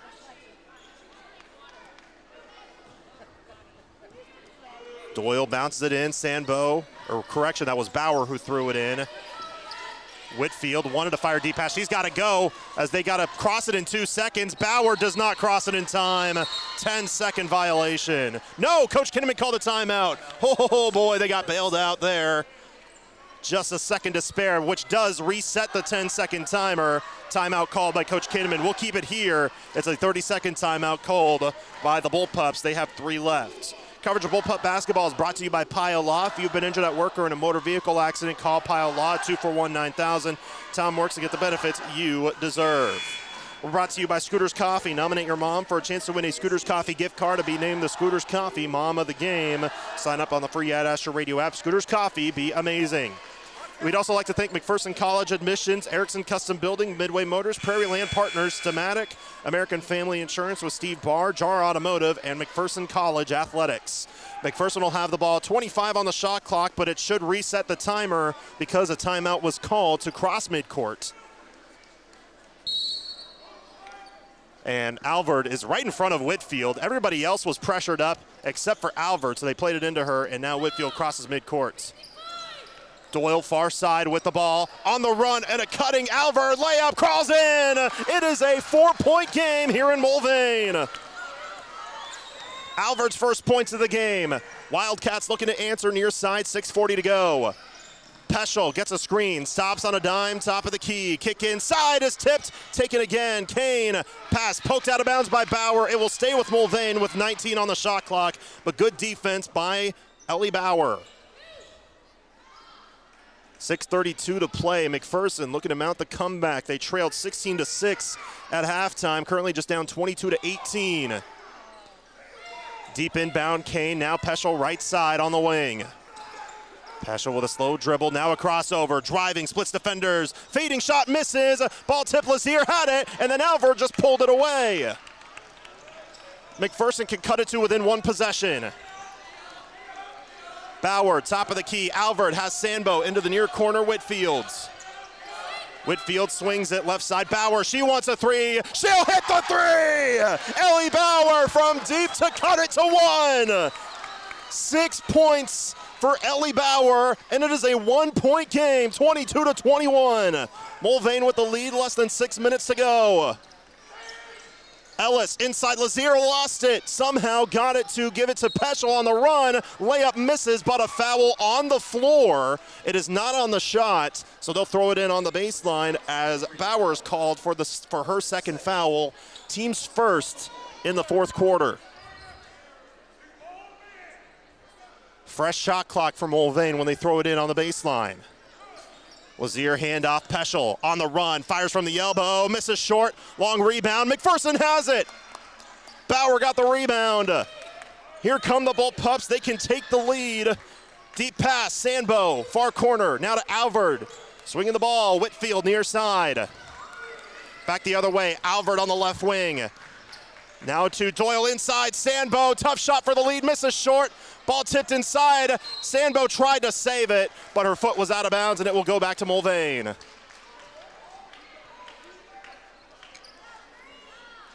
Still Mulvane with a 1-point lead, 22-21. 5:15 to go.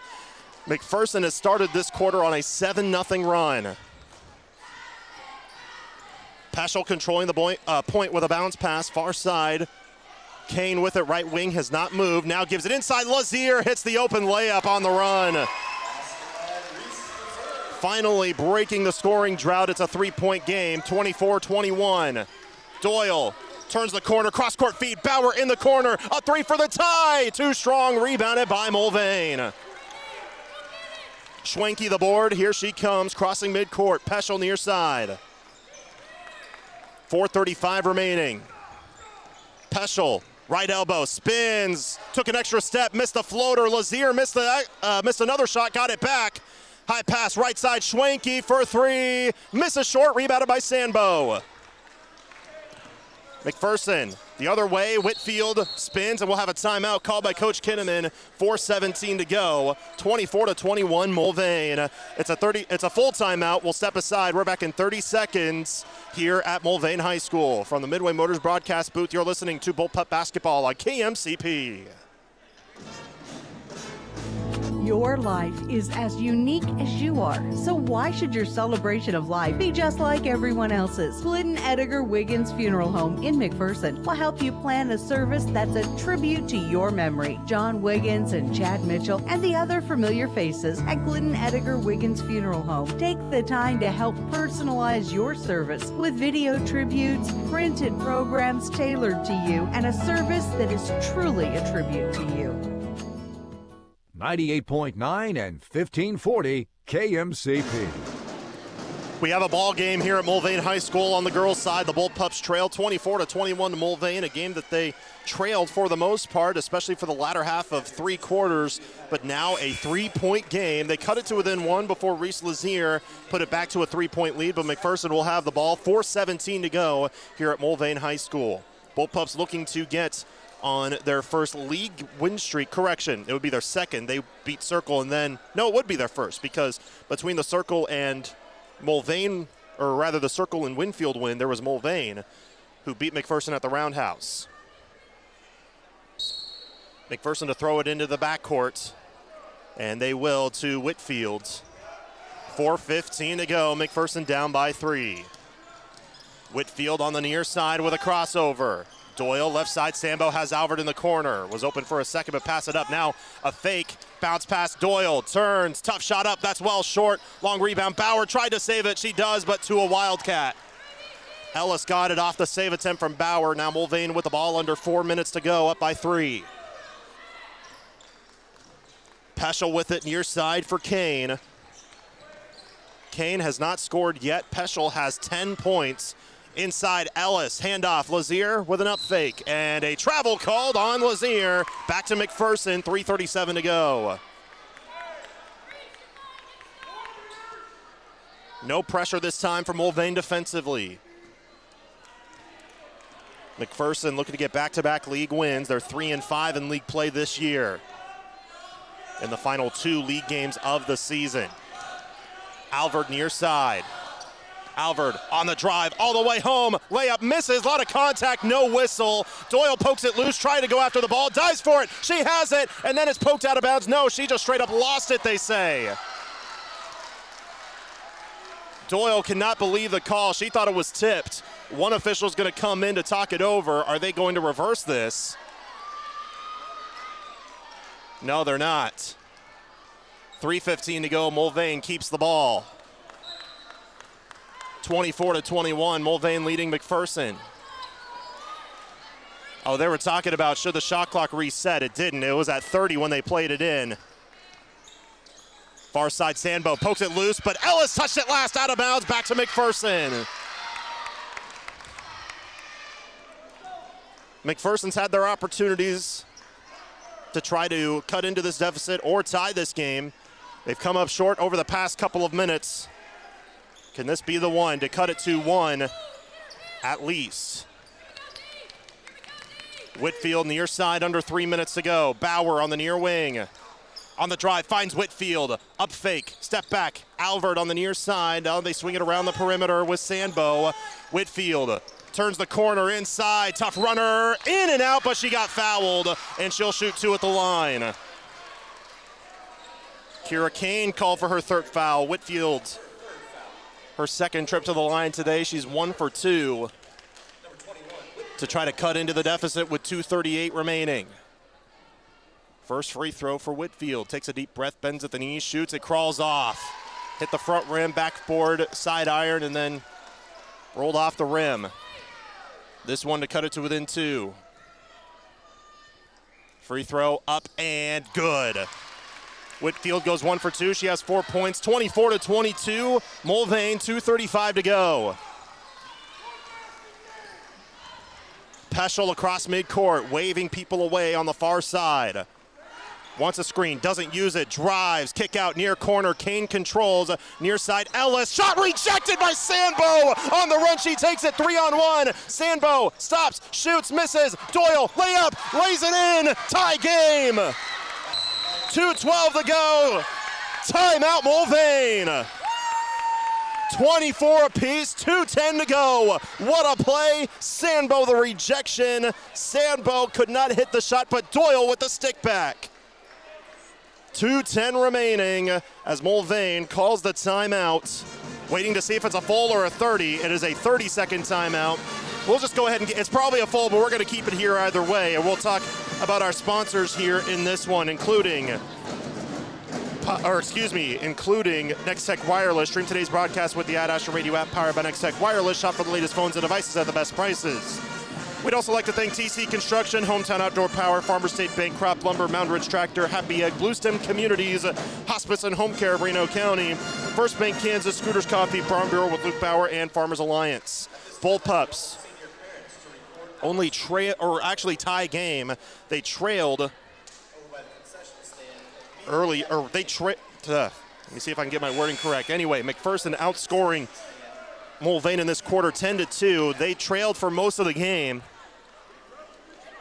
Struggling to score the ball, 16-6 they trailed at halftime. It's tied at 24, 2:10 to go in the game. Mulvane will have the ball after calling the timeout.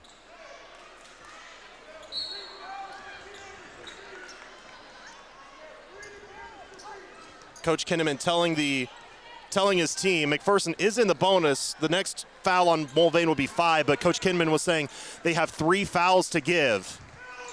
There's only 1 team foul on McPherson in this quarter.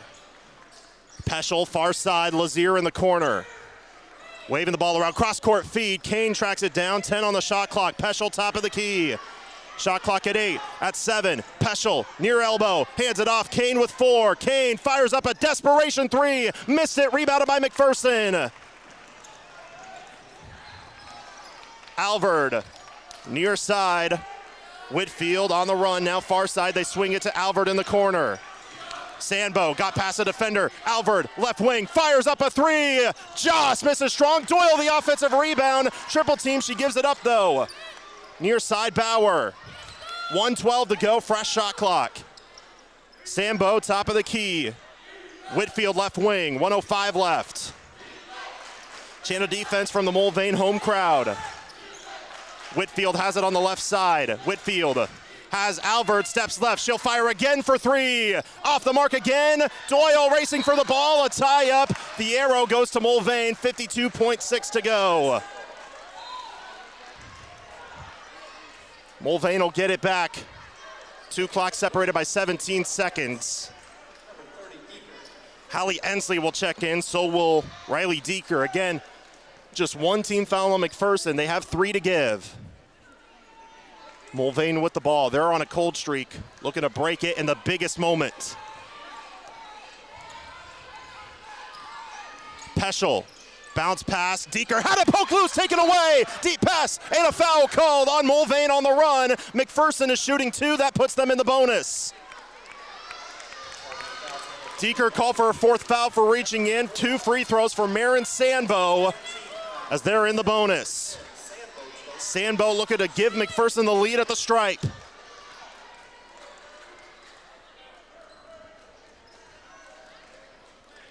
Marin Sandbo, the junior. First free throw, that's too strong, and to the right. She still has 1 more, though, to try to take the lead. 40.8 remaining, about a 5-second difference between the 2 clocks for whoever rebounds the ball, if there is one. Second free throw, swish, and it is a 1-point Bullpup lead. Coach Kinnaman yells, get a stop. Sandbo gives Mulvane the lead. 35 seconds, Mulvane will hold for the final shot. Peschel. Crossover near side, high pass into the lane, on the run, layup is good with 25 seconds to go. Schwenke laid it in, McPherson down by 1, timeout McPherson, 19.7 to go. Mulvane broke the cold snap finally with 19 seconds left.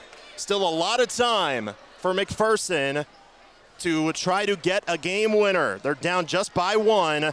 It's a full timeout. We'll take one with them. We're back in 30 seconds from Mulvane High School. 19.7 to go. You don't want to miss this ending. From the Midway Motors broadcast booth, you're listening to Bullpup Basketball on KMCP. Midway Motors offers the most convenient way to service your vehicle with our pickup and drop-off service. Multi-point inspection video texted to you so you can see what the technicians are seeing. Handy text approvals of proposed work, and even the option to pay through text. And if you decide it's time to sell your vehicle, we can appraise your vehicle and let you know what it's worth. Schedule your hassle-free service appointment today at midwaymotors.com. Midway Motors, for every mile of life. 98.9 and 1540 KMCP. 19.7 seconds to go in the girls' game. Mulvane 26, McPherson 25. McPherson with the ball, a chance to win the game. They are in the bonus in a game where they trailed by 10 at the end of the half and trailed by 8 in the third quarter. They were down by as much as 12, struggling to score the ball. They're now down by 1 after a made layup by Schwenke gave them the lead. McPherson with the ball in the front court with 18 seconds. Bauer with the ball, turning the corner. Handoff Doyle on the run. Doyle near side, Sambo, a 3 for the lead. Kaboom! 6 seconds to go. Timeout, Mulvane. Marin Sambo gives McPherson a 2-point lead. 5.6 to go. A clutch bucket from the junior. Wow, what a moment for Marin Sambo, but can they hold them for one final stop? Find out in 30 seconds here from Mulvane High School. 5.6 to go, Mulvane down by 2. From the Midway Motors broadcast booth, you're listening to Bullpup Basketball on KMCP. Looking for a better way to bank? At Great Plains Federal Credit Union, we put you first. As a member owner, you get better rates, lower fees, and personalized service that big banks just can't match. Whether you're saving for the future, buying a home, or need a low-rate auto loan, we've got you covered. Join the local, not-for-profit credit union that works for you. Great Plains Federal Credit Union, where you belong. Visit GreatPlainsFCU.com or stop by one of our locations in Abilene, Salina, Hillsboro, or McPherson today. 98.9 and 1540 KMCP. The officials put time back on the clock, 7 seconds remaining. Marin Sambo hit a 3 to give McPherson a 2-point lead, 28-26. Mulvane will have to go the full 84 feet. There are 3 fouls to give. They play it into the backcourt for Peschel. 6 seconds, 5 seconds. She almost lost it. 3, 2, Peschel, a runner for the win. No good! No good! And McPherson pulls the upset. Not the upset, but the comeback. And the Bullpups get the victory on the road. Final score, McPherson 28, Mulvane 26. What a win for the Bullpups. The Bullpup Locker Room Show is coming up next from the Midway Motors broadcast booth. You're listening to Bullpup Basketball on KMCP. Coverage of Bullpup Basketball continues next with the Bullpup Locker Room Show. Stay tuned as we name tonight's play and player of the game. The McPherson Bullpups play on 98.9 and 1540 KMCP.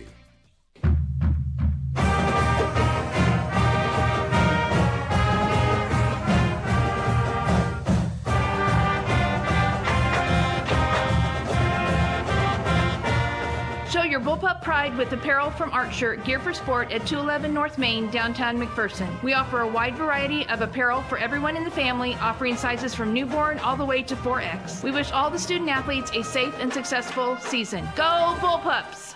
Ready for banking at your fingertips? With Farmers State Bank's mobile banking app, Take Charge. Turn your card on or off, boost spending limits, transfer funds, set security alerts, change pins, and travel worry-free. Your money, you're in control. Farmers State Bank, more than just a bank. Member FDIC. Take your matcha up a notch with a strawberry blossom matcha from your locally owned Scooters Coffee. A matcha green tea latte topped with sweet and floral strawberry and rose-flavored cold foam. Scooters Coffee, amazing people, amazing drinks, amazingly fast. Scooters Coffee in Hutchinson, McPherson, Salina, and Abilene. Want your engine to power through the toughest conditions? Then you need John Deere Plus 52 engine oil. Built for extreme environments, Plus 52 gives your engine the protection it deserves and keeps it running at peak performance. Right now, you can save big with 10% off select packaged oil and 15% off filters. Stock up today at Prairie Land Partners. Offer ends February 28, 2025. Call, stop by, or visit prairielandpartners.com to learn more. Prairie Land Partners. I'm Jared. Since 1948, we at Krupp Lumber in Heston have been helping customers choose the perfect lumber, find the right tools, and improve homes every step of the way. We offer a wide selection of top-quality windows and doors like Marvin and Anderson and R.D. Henry & Company cabinets to make your home stand the test of time. Not only do we offer paints and lawn and garden supplies, but we can build floor and roof trusses in-house and can help you design your own. Ask about our in-state delivery. Krupp Lumber. Service is our specialty. 98.9 and 1540 KMCP.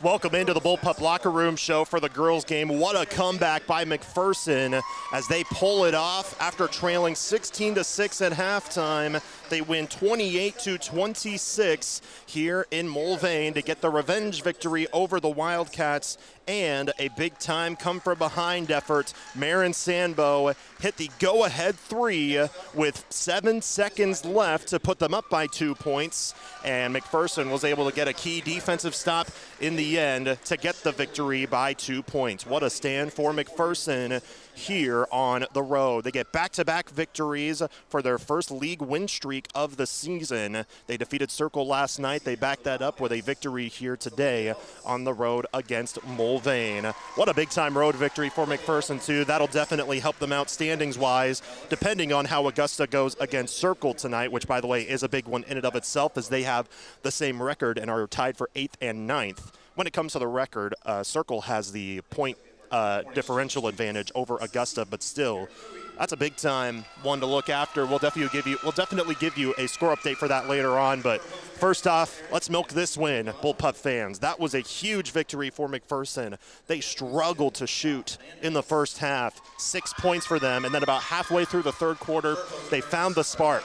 An and one by Ellie Bauer, a rip and run for McPherson after a steal as Brooke Doyle scored. Then the outside shooting finally opened up for McPherson.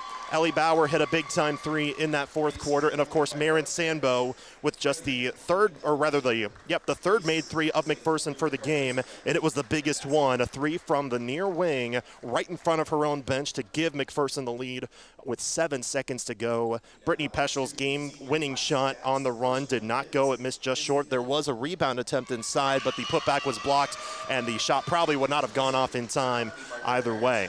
There are senior day festivities going on in between games for both girls and boys basketball, as it is again senior day for Mulvane. This is their last home game of the season. They have one game left on Thursday where they will be on the road in Towanda to face the Circle Thunderbirds. But the win gives McPherson a win streak. They've now won 2 in a row after falling for 4 games in a row.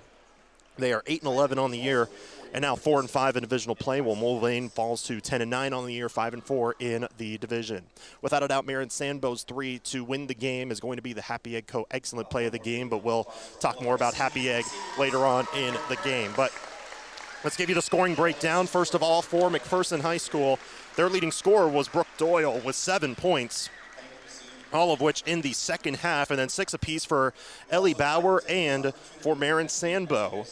4 points for Riley Whitfield, 3 points for Jersey Alexander, and 2 for Piper Alvord. That was all the scoring. Again, just 28 points for McPherson, but giving up just 26 by Mulvane.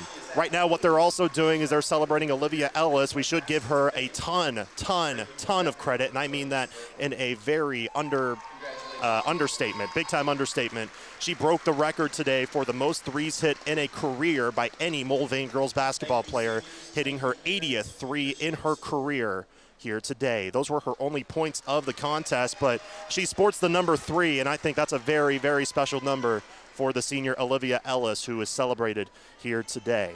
But she finished with 3 points. Brittany Peschel had 10 points, but 8 of those were in the first half. 6 points for Kylie Schwenke, 5 for Reese Lazier, 3 for Olivia Ellis, and then 2 for Hallie Ensley. But again, McPherson outscored Mulvane in the second half, 22-10, to give them the victory, a much-needed road victory for the Bullpups here today. Again, the final score, the girls for McPherson win 28-26. We'll talk with head coach Clint Kinnaman at halftime of the boys game. But first off, we'll take a timeout. We'll give you the Happy Egg Co. excellent play of the game, as if, there's one that is, not, we know what it is. But we'll also give you the player of the game coming up after this. From the Midway Motors broadcast booth, you're listening to Bullpup Basketball on KMCP. Your home for McPherson Bullpup Basketball. Find exclusive stories and streaming audio online at adastroradio.com or download the Ad Astra Radio app. 98.9 and 1540 KMCP. We're Stamatic of Central Kansas, with a new location at 209 North Main in downtown McPherson. We are here to help, offering water, fire, and smoke restoration, mold remediation, carpet and upholstery cleaning, as well as hard surfaces like LVP, tile, and even grout cleaning. Honey, don't forget about the places you can't see, like air ducts and dryer vents. Find us on Facebook or online at stamaticofcentralks.com for a free estimate. Honey, don't forget to see how Stamatic of Central Kansas can help you. Honey, don't forget. Call Stamatic, you'll be ecstatic. From spring planting to landscaping and fall cleanups to winter snow removal, LS Tractor is your performance pack tractor for all seasons. Our universal skid steer quick attach system makes switching out attachments a breeze, and our tough heavy lifting loaders give you added strength for any job. Start with reliability and power, stay for a wide range of capabilities, attachments, and implements. Get more features for less money. Start blue, stay blue with LS Tractor. Visit Moundridge Tractor, where customer service has been our business since 1985. Life's better when you're under our roof because our agents can help you choose insurance to help protect what matters most. Life insurance from American Family Life Insurance Company can help financially protect your loved ones by replacing a portion of your income if you were to pass away. That means your family could have the help they need to continue to pursue their dreams. Visit your local American Family Insurance agent Steve Barr at 807 North Main, McPherson. Products not available in all states. American Family Life Insurance Company, 6000 American Parkway, Madison, Wisconsin. American Family Insurance. Water's Edge Restaurant and Catering has your cravings covered morning, noon, and Thursday nights. In Heston, open Tuesday through Sunday. Join them for an all-day breakfast, classic comfort food favorites, or daily lunch specials featuring a wide and unique variety. Thursday nights come in for theme nights like the famous fried chicken, waffles, burgers, Mexican or Italian, and ask about catering options. Find them online at watersedgeheston.com for menu and catering options. 98.9 and 1540 KMCP. The ball, turning the corner, handoff Doyle on the run. Doyle near side, Sambo, a three for the lead. Kaboom! 6 seconds to go. Timeout, Mulvane. Marin Sambo gives McPherson a 2-point lead. 5.6 to go. That was Sambo's go-ahead bucket. They put time back on the clock with 7 seconds. McPherson was able to get the victory here today with that go-ahead win. And what a win for the Bullpups here today in this game as they win 28-26. That play by Marin Sambo is the Happy Egg Co. Excellent Play of the Game. Visit happyeggfarms.com to learn how you can help feed America. But we're going to give Brooke Doyle our People's Bank and Trust Player of the Game for the girls matchup here today because she was able to get things done in the low post, had terrific rebound after terrific rebound in this contest. Without a doubt, a terrific game for her. I said terrific a lot, but that's definitely the point of emphasis here. A big-time comeback by McPherson. Doyle helped manage that here in this one. So she is the People's Bank and Trust Player of the Game. People's Bank and Trust in Inman, Lindsborg, and McPherson since 1898. Community banking at its best. We're going to do that for coverage with girls basketball. Again, we'll hear from head coach Clint Kinnaman at halftime of the boys game. But speaking of which, the boys coverage begins right after this from Mulvane High School. We're back after this from the Midway Motors broadcast booth. You're listening to Bullpup Basketball on KMCP. The Scooters Coffee Mom of the Game. Register your mom for a chance to win a Scooters Coffee gift card. Learn more at adastraradio.com.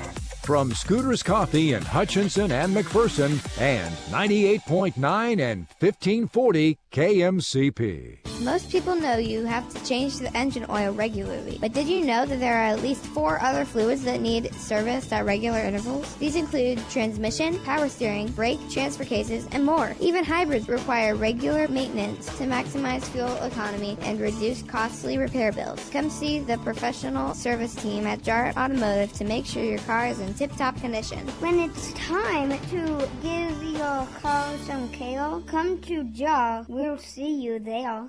When quality of care matters, let the compassionate and professional staff at Hospice and Home Care of Reno County serve you. We are committed to the well-being of our community because we are your neighbors and friends. We provide services such as home health, hospice, private duty, palliative care, and voice care. Count on us to provide your in-home health care services. Wherever you consider home, Hospice and Home Care of Reno County, your local not-for-profit agency serving a 50-mile radius of Hutchinson. We care how you live.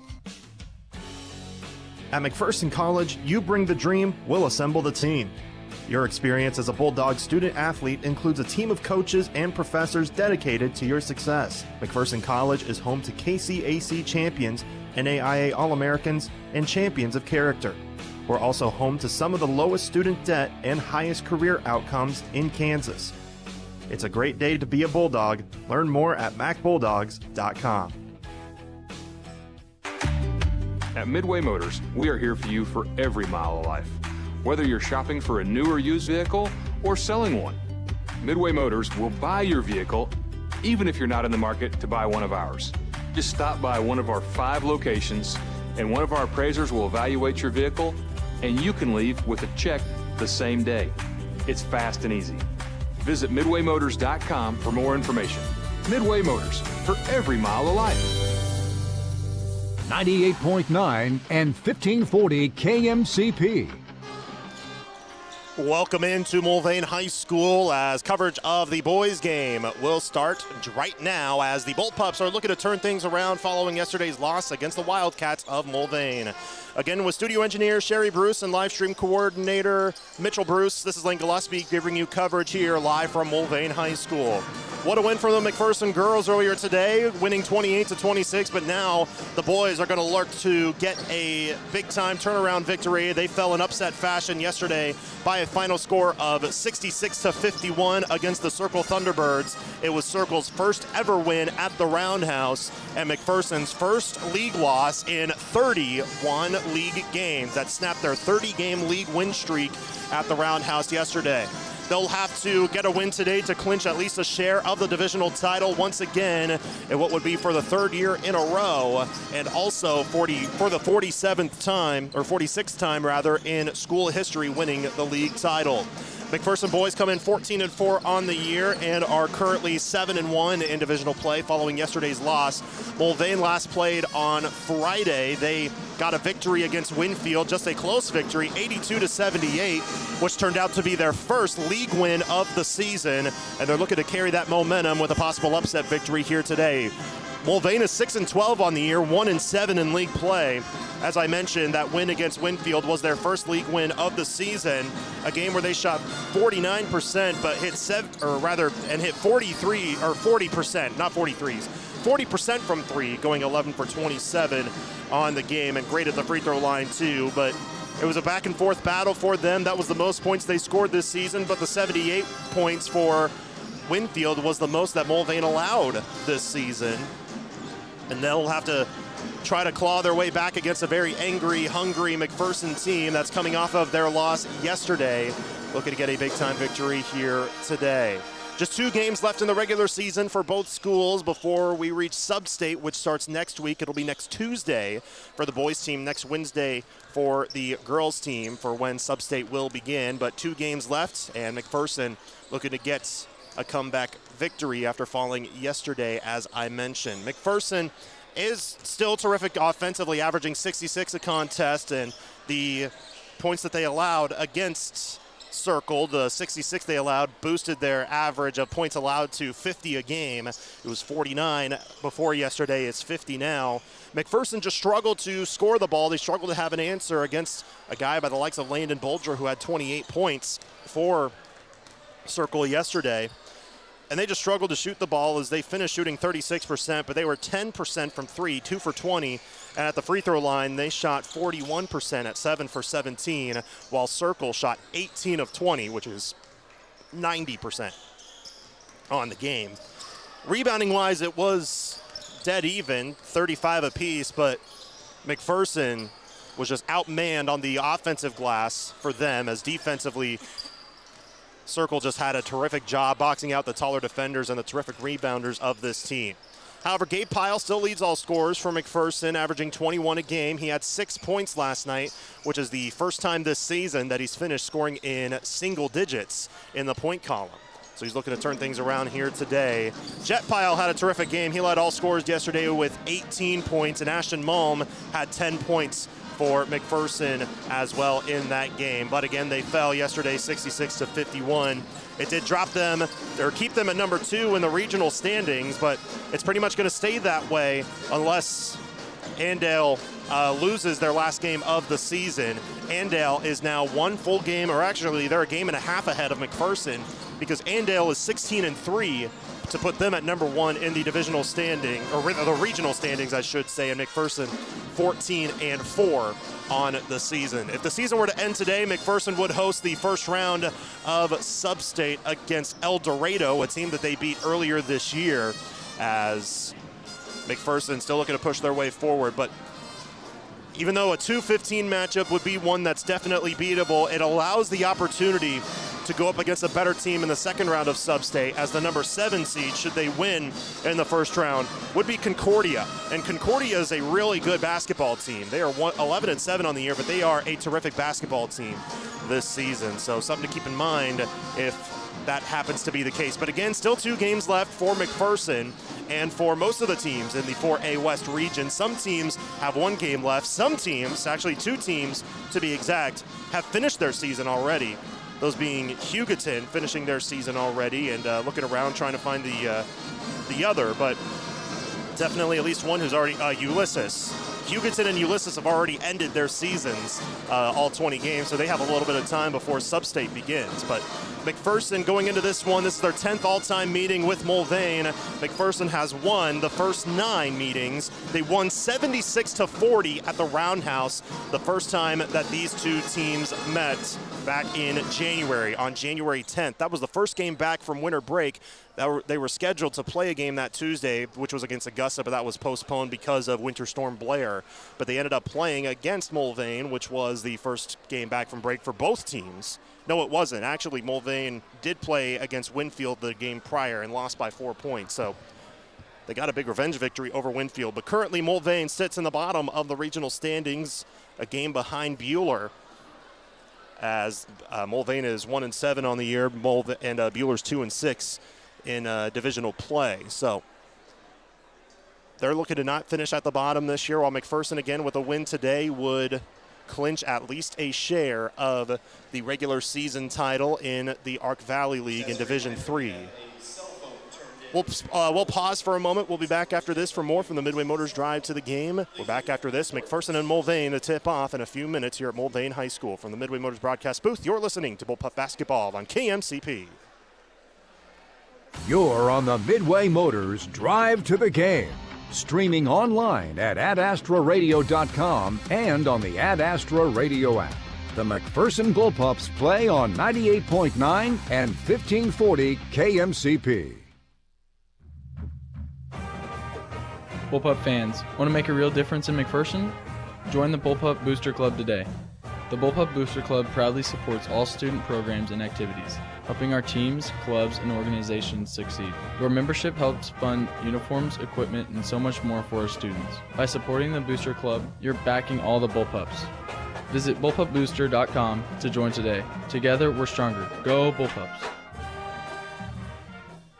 Hi, I'm Ryan Page with First Bank Kansas. We go beyond banking to support rural communities and agriculture. Our ag lending team has hands-on experience in farm operations, giving us the insight to serve the needs of your operation. At First Bank Kansas, we look for ways to say yes. Whether it's lines of credit, machinery financing, or investments in livestock or farm real estate, we've got you covered. We're more than a bank. We're your partner in agriculture. Our loans are tailored for your farming and ranching needs. At First Bank Kansas, we know ag. To learn more, visit fbkag.com. Member FDIC, Equal Housing Lender. 98.9 and 1540 KMCP. Welcome back to Mulvane High School. Minutes away from tip-off between McPherson and Mulvane here today. The Bullpups looking to get a turnaround victory from yesterday. And we mentioned, Coach Kinnaman said in the post-game interview, I should say, that they got to turn things around. They have a quick turnaround in this one, so they got to flush it and move on. And I said, it's an adage that you normally hear in baseball, but not in basketball, where you have to turn it around the next day, and that's the beauty of the sport. You rarely hear it in basketball, but you do in this scenario, as yesterday's game was a makeup game from last week, and today is the originally scheduled game between McPherson and Mulvane. It's the final road game of the season for McPherson, as McPherson looking to get a road victory here today. They've only lost one game on the road here, the 2 games on the road, this season against Derby and Hayes. Hayes being last Monday, and McPherson not trying to push 1 loss into 2 and maybe come out with their hair on fire, get a big-time victory on the road to get back to their old ways, get back to their winning ways, and get a victory to go into senior night on Thursday against Winfield. And Winfield, a pretty tough team, a team that is incredibly talented in the recent going, but Winfield coming off of the loss to Mulvane last week, and Winfield is 4-4 in divisional play. But they're a really good team, and McPherson got to keep their composure and get things going on Thursday to defeat them, because, you know, we know that Circle, you know, they struggled this season, but they got a big-time victory on yesterday, I should say. So if they can do it, Winfield can definitely do it as well. So McPherson got to bring their A game to close off the regular season. I know it's a grinded-out week, 3 games in the final week, the final 4 days of the regular season, as they want to get a victory here today and, of course, push things forward. And then they'll have some time off before Sub-State next Tuesday. McPherson will host the first round of Sub-State. That's pretty much a given, but where they'll end up in the standings, we'll see. They're currently at number 2. They were at number 1 for a while, but the 2 losses over the past week definitely dropped things a little bit, but Andale above them, a game ahead, 16-3 on the year is Andale. They have 1 game left, which is today. We'll see if we can get the score update for you later on. We'll find out. Now it's time for the Erickson Custom Building game plan for McPherson. Again, just flush it and move on. Keep your composure, but come out strong. Get a hot start to the game and maybe push it forward to get a big-time victory. I know Coach Kinnaman is a KU fan. I don't know if he stayed up late to watch the KU basketball game last night. KU had a hot start and got away with the win against Colorado. It was a close one, but they started off strong, and that helped them balloon into the victory. We'll see if Coach Kinnaman will take some adages from Bill Self to push forward and get a victory here today. For Mulvane, they're a good shooting team. See if they can establish the outside shooting, because that's something that McPherson has struggled with defensively over the last 2 games. They went up against Brody Haskell in Augusta. Haskell was a menace from behind the arc on Friday. And then, of course, a guy by the name of Landon Boldra shot the lights out last night against for Circle in their win over McPherson. They have some good shooters, especially in Manny Myers. He's their leading scorer at 16 a pop. And then Cannon Lazier is terrific in the low post too, a 6'2 forward, but he got a season-high 25 points on Friday, looking to build off of that. So if they can establish the perimeter shooting, then they can really push things forward to get an upset victory here today. McPherson coming in again, 14-4 on the year, 7-1 in the division, while Mulvane is 6-12, but coming off of their first league win on Friday, 1-7, they sit in league standings as they got the victory against Winfield on Friday, just a 4-point victory. McPherson has shot really well in warm-ups, which normally means one thing. Normally it doesn't translate in a game. I kid, of course, but that's just what it seemed to go with for basketball. You know, you see a lot. Somebody could do really good in shoot around and then struggle on the floor, but McPherson, they'll look to get a big-time game here today and get an absolute shooting clinic, see if they can push that from shoot around as well, as tip-off will be in just a few moments here at Mulvane High School. McPherson against Mulvane. McPherson looking to turn it around against after a tough loss yesterday, just 24 hours later, looking to get a victory on the road in their last road game of the season. So again, tip-off just moments away. We'll give you starting lineups and tip-off coming up right after this from the Midway Motors broadcast booth. You're listening to Bullpup Basketball on KMCP. More of the Midway Motors Drive to the Game coming up. Midway Motors in McPherson, Newton, Hutchinson, and Hillsboro for every mile of life. Your home for the McPherson Bullpups is 98.9 and 1540 KMCP. Need secure storage for your RV or boat? Check out the brand new Countryside RV, Boat, and Self-Storage in McPherson. Located on 16th Avenue near Crable's Meats. We offer 15 by 50 fully enclosed storage units and covered outdoor storage. Call or text today at 620-755-6586. Countryside RV, Boat, and Self-Storage. Your storage solution. That's 755-6586. Experience the best in customer service when you call Alliance Agency Inc. for a Buckeye Insurance Group personal insurance quote. Alliance Agency Inc. can provide insurance coverage to meet your family's needs. Protect your financial future by calling Alliance Agency Inc. at 620-241-0213. Buckeye Insurance Group and Alliance Agency Inc., working together to protect you. 98.9 and 1540 KMCP.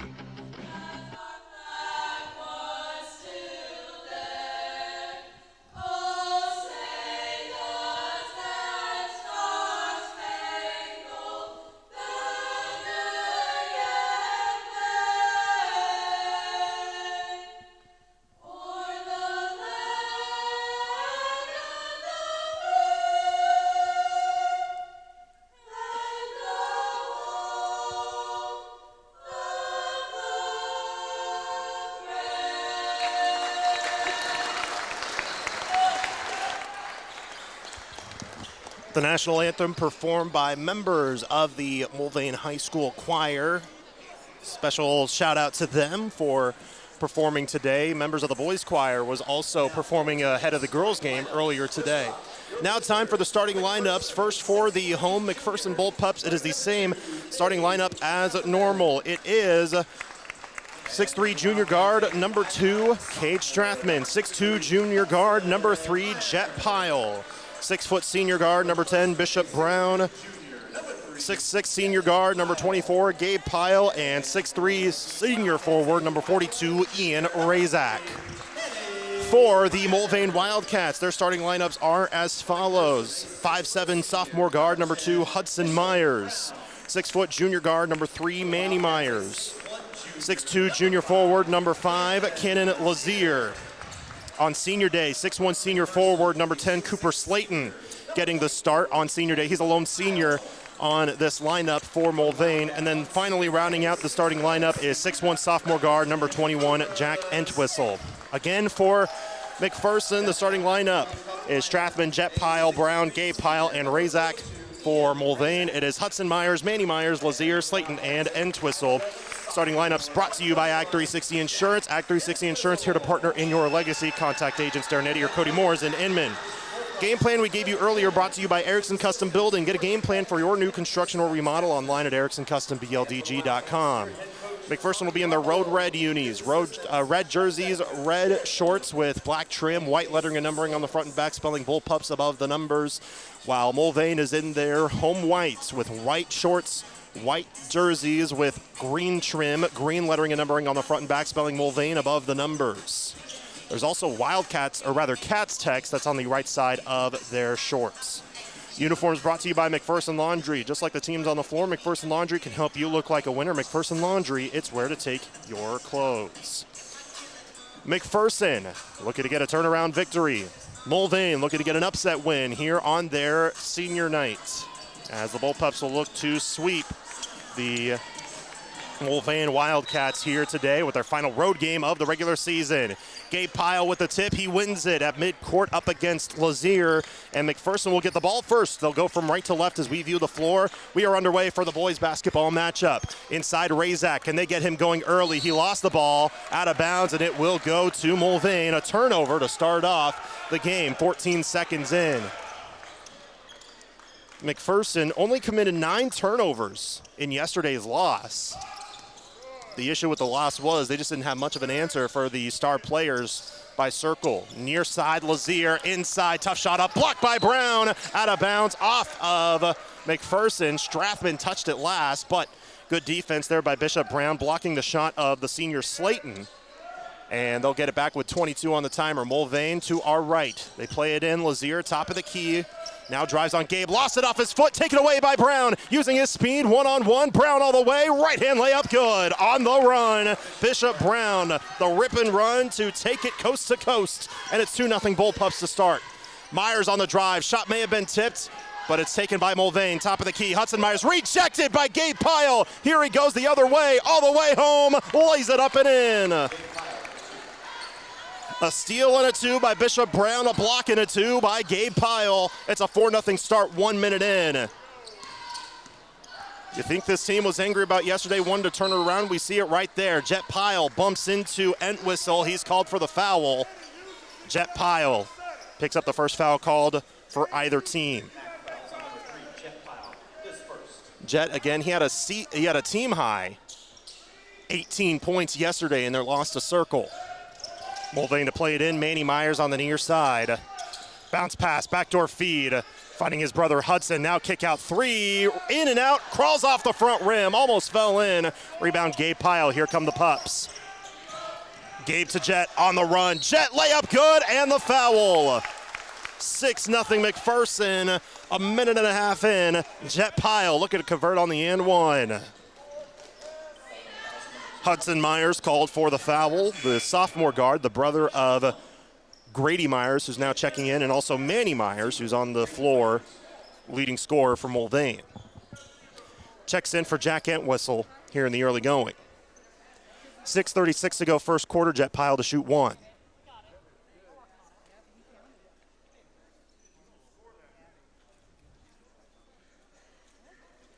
The official went up making sure, did he hit the basket? The scoreboard incorrectly says 4-2. It's actually 6-0.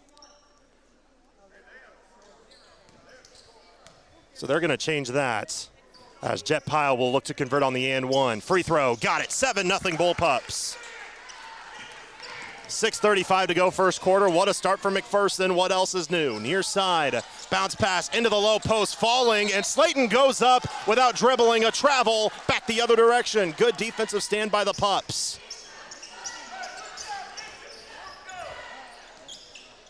McPherson to play it in. They've also made nearly every shot to start off. They actually have made every shot. Jet on the run, contact layup misses. I jinxed it, but an offensive rebound. Razak with the stick back. 9-0 McPherson, a minute 45 in. Here comes Manny Myers. He gets bumped by Cade Strathman and a foul called on McPherson. Manny Myers, you may remember, if you're a Bullpup football fan, the guy that had the quarterback for Mulvane that had, 300 rushing yards in their win over McPherson last fall. Terrific athlete. He was first-team All-League and honorable mention All-State in baseball as well. And was first-team All-State as an athlete, not a quarterback, first-team All-State athlete in football this year. He's a junior. He's got 1 year left. He has it near side, catch and shoot three. Just grazed front iron, rebounded by Bishop Brown. McPherson the other way, up 9-0. Jet Pyle cuts it inside. Brown, tough layup, misses, but a foul, and Bishop Brown will shoot two at the stripe. They'll call the foul on Hudson Myers. That's his second. 2 early fouls on Hudson make up both of Mulvane's fouls so far in this game. And Bishop Brown at the line for 2. Correction, they just say, I think 1 foul currently. His first free throw is good for Bishop Brown. 3 points for him. 10-0 McPherson, 5:47 to go in this first quarter. Second free throw, that misses way short. It went back and did not hit anybody until nearly Brown at the free throw line. Diving for the ball, spinning is Myers, but a travel called. Grady Myers was spinning on the ground with the ball, and a travel gets it back the other way, but Coach Kinnaman yelling for his team to dive after the ball. Because nobody did for McPherson. He wants them to hustle for the ball. But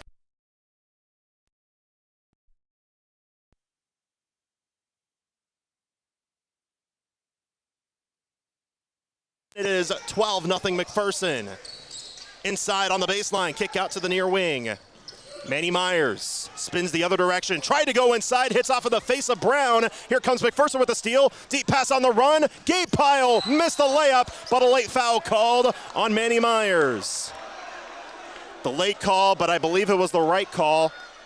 Head coach Tommy Brumbelow, the first-year head coach, trying to plead the case of his junior star. So correction, Hudson Myers has 1 foul. Manny Myers has 2. Is what the scoreboard says, or should I turn that around where Hudson has 2 and Manny has 1? Gabe Pyle hit the first free throw. Can he go 2 for 2 to make it 14-0? Yes, he can. 4 points for Gabe Pyle, 14-0 Bullpups, 5:15 to go first quarter. Hudson Myers, double teamed, needs help. Inside, Manny Myers lost it, saved it into the corner for his brother Grady. Mulvane keeps it. The 3 Myers brothers on the floor. So we'll differentiate those with their first name. Gabe Pyle with the steal. 1-on-2. Here comes Slayton from behind to poke the ball loose. He can't save it in time. He was out of bounds, and it'll stay with McPherson. 31 on the shot clock.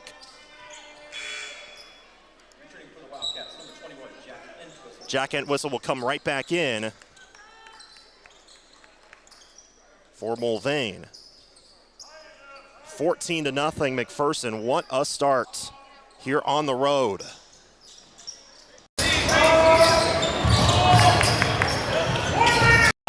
He checked in recently for Razak. Ashton Malm came in for Brown, or no, Brown's still in the game. He came in for Strathman, my apologies. Gabe Pyle almost slips on his own footing. Far side, Jet driving inside, Seidel left-hand layup good. What a feed from Jet, and it's 16-0 McPherson. What a start, 4:25 to go, first quarter. Hudson, or Manny on the drive, lefty layup, can't crawl in. Seidel the rebound. Malm pushing the other direction. Gabe Pyle near side. Thought about a three. Thought better of it. He'll drive instead. Dump it inside. Brown. Reverse layup blocked by a foul. And he'll head back to the stripe. 4:13 to go. First quarter. And they'll call this one on Manny Myers. Now Manny has 2 fouls. Both Manny and Hudson have 2 fouls on the game. Brown, first free throw. Good. Pure swish. He went 1 for 2 last trip. He swishes the first one. Razak and Strathman in for the 2 piles, Jet and Gabe. Malm, Razak, Malm, Brown, and Seidel, the other 3 on the floor. I would say McPherson going with a taller lineup, but their tallest player is a guard, that being Gabe Pyle. But they're going with 2 forwards in the lineup, which we don't see often. Second free throw goes in for Brown, as both Seidel and Razak are in the game, as the Bullpups lead 18-0. 4:05 to go, first quarter. On the drive, fake pass. Grady Myers misses the hook. On the rebound, it's taken by Lazier on the drive. He missed the shot, but 2 free throws coming. A foul called on McPherson, and 2 free throws for Cannon Lazier. Brody Seidel called for the foul. As Lazier will finally look to break the scoreless drought, which he does. He hits the first free throw. Can he go 2 for 2? It's up and it's good. 2 for 2 at the stripe. Now they have yet to make a field goal in this game, Mulvane, as McPherson has an 18-2 lead halfway through this first quarter. But they're starting to drive to the basket more often, too. Now a zone defense by Mulvane. Driving is Brown, bounce pass, Seidel, underhand pass, Malm, hop step, fade, shoots and scores. What an athletic move from the sophomore. Ashton Malm with his first bucket of the game, 20-2 McPherson. Grady Myers, far side, top of the key, 3, misses, a lot of contact. Yep, there's the whistle, foul called. And 3 free throws coming for Jack Entwistle, as they said. Oh, nope, it is 35. I thought the official said 25, but it should be on Seidel either way, and he has 2 fouls, team foul number 4. Went into the landing zone, made contact with the shooter being Entwistle, so 3 free throws. The first one rolls in and out. That was 3/4 of the way down. The rims have not been friendly to most players. I say most, except for the McPherson boys. Second free throw misses short, so he goes 0 for 2 to start off. Gabe Pyle back in for Seidel. Coach Kinnaman holds up both of his arms in a fist. Kind of like a swollen move like Hans and Franz, and he's able to try to tell his team to box out is what I was trying to say. Entwistle hits the 3rd free throw, so he goes 1 for 3 as Jet Pyle checks back in for Bishop Brown. 20-3 McPherson, 3.5 minutes remain first quarter. Jet Pyle holds up a C with his right hand to call the play. The 2 piles in. They want a backdoor lob. Nope, they can't find Gabe in time. Good defense on the backdoor by Slayton. And now a steal by Slayton in the low post. Mulvane with the ball, pushing the other way. Far side, Grady Myers on the corner. Guarded well by Jet Pyle as he retreats now to midcourt. Near side, Entwistle. And top of the key, stolen. Gabe Pyle all alone. The full 84 feet with a two-hand rim rocker. Timeout, Mulvane. 22-3 McPherson. What a start for the Pups. 2:58 to go in the first quarter. Mulvane finally will talk things over with their team. It's a full timeout. We'll take one with them. We're back in 30 seconds from Mulvane High School. From the Midway Motors broadcast booth, you're listening to Bullpup Basketball on KMCP. This is Derek Fees with APAC Kansas Shears Division. You know we do big projects, but we also want you to know we can help you with parking lots, driveways, and other projects at your home or business. Asphalt or concrete, we're here to help. Call APAC today at 620-662-2112. I'm Katie Dix, MHS class of 22 and now a McPherson College Bulldog. I have a team that's dedicated to my success. Strong community support paired with the earning power of a McPherson College degree is why I graduated from a Bullpup to a Bulldog. Build your team at mcpherson.edu. 98.9 and 1540 KMCP. We've seen time and again the McPherson boys have a strong start. This may be their biggest of the year because, of course, they're coming in with a little bit of fire under their belt after falling yesterday. They lead 22-3 with still 3 minutes to go in the first quarter. What a start for McPherson. They've really spread the wealth. 6 different scorers for the Bullpups so far. All 3 of Mulvane's points are free throws, by the way. Far side with the ball. Grady Myers open for a 3. Misses off the heel and a foul. No, they say. I think it hit off the shot clock, possibly, or no, it hit off the belt that is strapped to the top of the basket, which helps it to pull it up when all the games are said and done. That is out of bounds if the ball touches that, so it's back to McPherson. Jet to Gabe, right side for Strathman, picking it up now, cross-court feed. Malm drives. Back into the far corner, Strathman catch and shoot. You betcha! A 3 from the corner for Cade Strathman. His first bucket of the game, and the Bullpups have a 22-point lead. We're still in the first quarter. It's 25-3. Backdoor feed too high, out of bounds, and back to McPherson. Brendan Doyle in for the first time. He'll come in for Ashton Malm. 2:21 to go first quarter. It's 25-3. McPherson, 9 made shots for them. That 3 by Strathman was their first of the game. Razak had it poked loose. It's on the deck and taken by Mulvane. They don't have the numbers, but they'll give it far side. Grady Myers, another 3. Well short. Strathman almost lost it, but he tracks it down far corner. McPherson looking to push. Jet Pyle, right wing. Into the corner, bounce pass, Razak. In the elbow, inside, Gabe now to Jet. Corner 3, misses short, long rebound to Hudson Myers. Here comes Mulvane, pushing near side, Lazier with a hesitation move, baseline, layup too strong, he got it back though. They kick out, shot clock did not reset because it did not hit rim. Slayton, 3, it's up and in. Correction, Entwistle for 3. The first made shot of the game for Mulvane is a 3 from Jack Entwistle with 90 seconds to go in the first quarter. But it's still 25-6 McPherson. 2-3 zone by Mulvane. Against McPherson. Jet Pyle, a lob way too high for Gabe Pyle. Razak tracks it down though and he lays it in. Johnny on the spot, Ian Razak, after Jet Pyle thought Gabe Pyle was 9 feet tall. But Mulvane gets it back. It's 27-6 after the 2 by Razak. 59 seconds to go first quarter. Entwistle. Almost a foul now. Goes through the legs of a Wildcat. Here's a steal. Doyle up ahead. Gabe 1-on-2. Layup good. And the foul. Gabe Pyle with the running shot with the left. He scores and will try to get the and 1. Gabe had 6 points in the entire game yesterday. He has 8 already. Bishop Brown at the scores table. He'll check in for Gabe Pyle if he makes this free throw. It's up for Gabe. He missed it off the heel, rebounded by Mulvane. So Gabe staying in for a few seconds longer. He'll check out on the next dead ball unless the quarter comes to an end first. Bounce pass inside. Slayton with it. Inside floater. Entwistle scores. Second bucket of the game for Entwistle. 6 of the team's 8 points. Shot clock is off for McPherson. 29-8. McPherson leads. 25 seconds to go in the first quarter.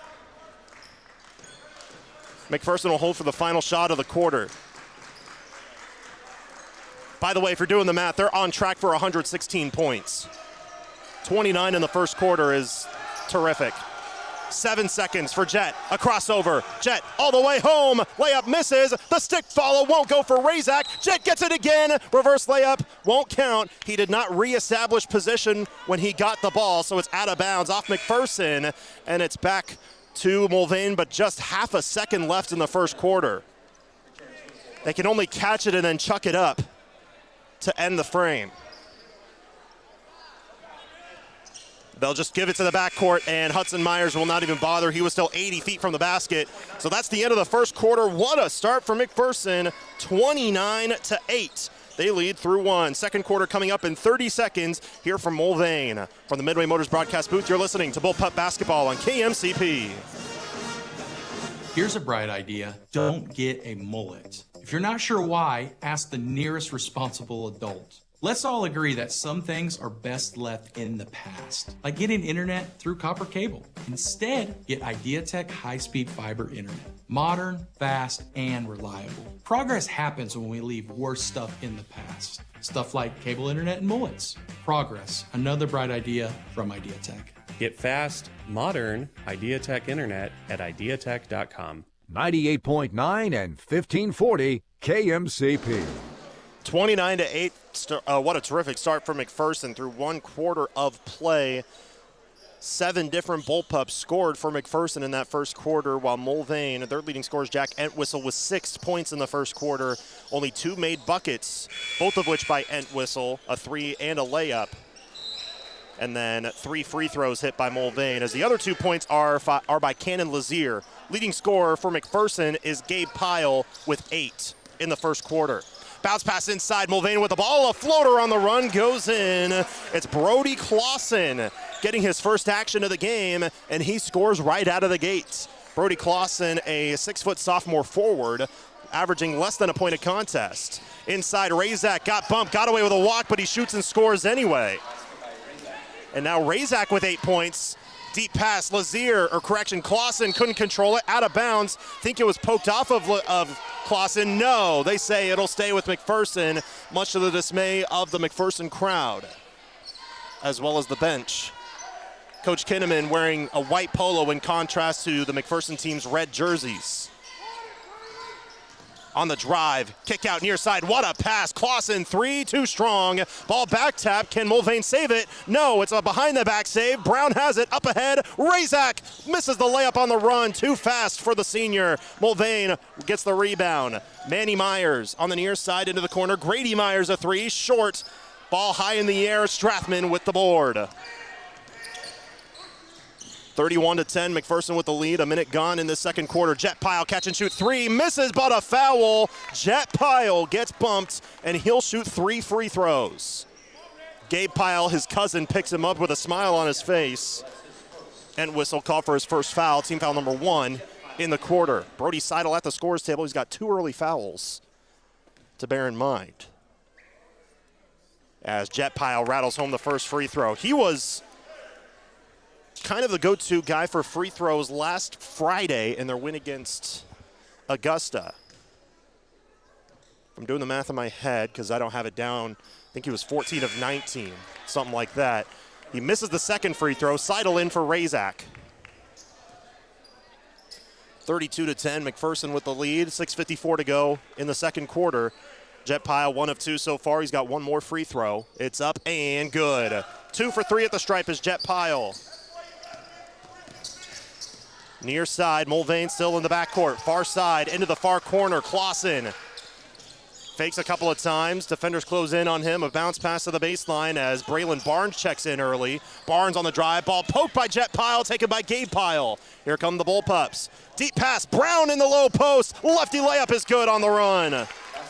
What a pass. And now on the other end, Mulvane has a chance, but they slow it down with Slayton. Correction, that was Entwistle. Far side, Manny Myers looking for Entwistle. Finds him. He's got 1-3 today. Fires away. Misses too strong. Rebounded by Strathman. Pups with it again. Up by 25 points here in the first half. 6:10 to go in the first half. Strathman, hezzy move. Corner. Gabe Pyle 3. Misses. Rebound. Fought for. Bishop Brown comes down with it. An up fake and a lay in for Bishop. Brown was scoreless yesterday, shooting 0 for 3 and 0 for 4 at the free throw line. He's already got 9 points here in this first half. Entwistle to Barnes inside with a hop step, turns, tough hook, lefty hook, misses, Seidel the board. 37-10, McPherson leads, 5:40 to go first half. Gabe Pyle with a crossover move, steps up, fakes at the free throw line, could have fired. Instead, Strathman will fire a three, misses strong, rebounded by Mulvane.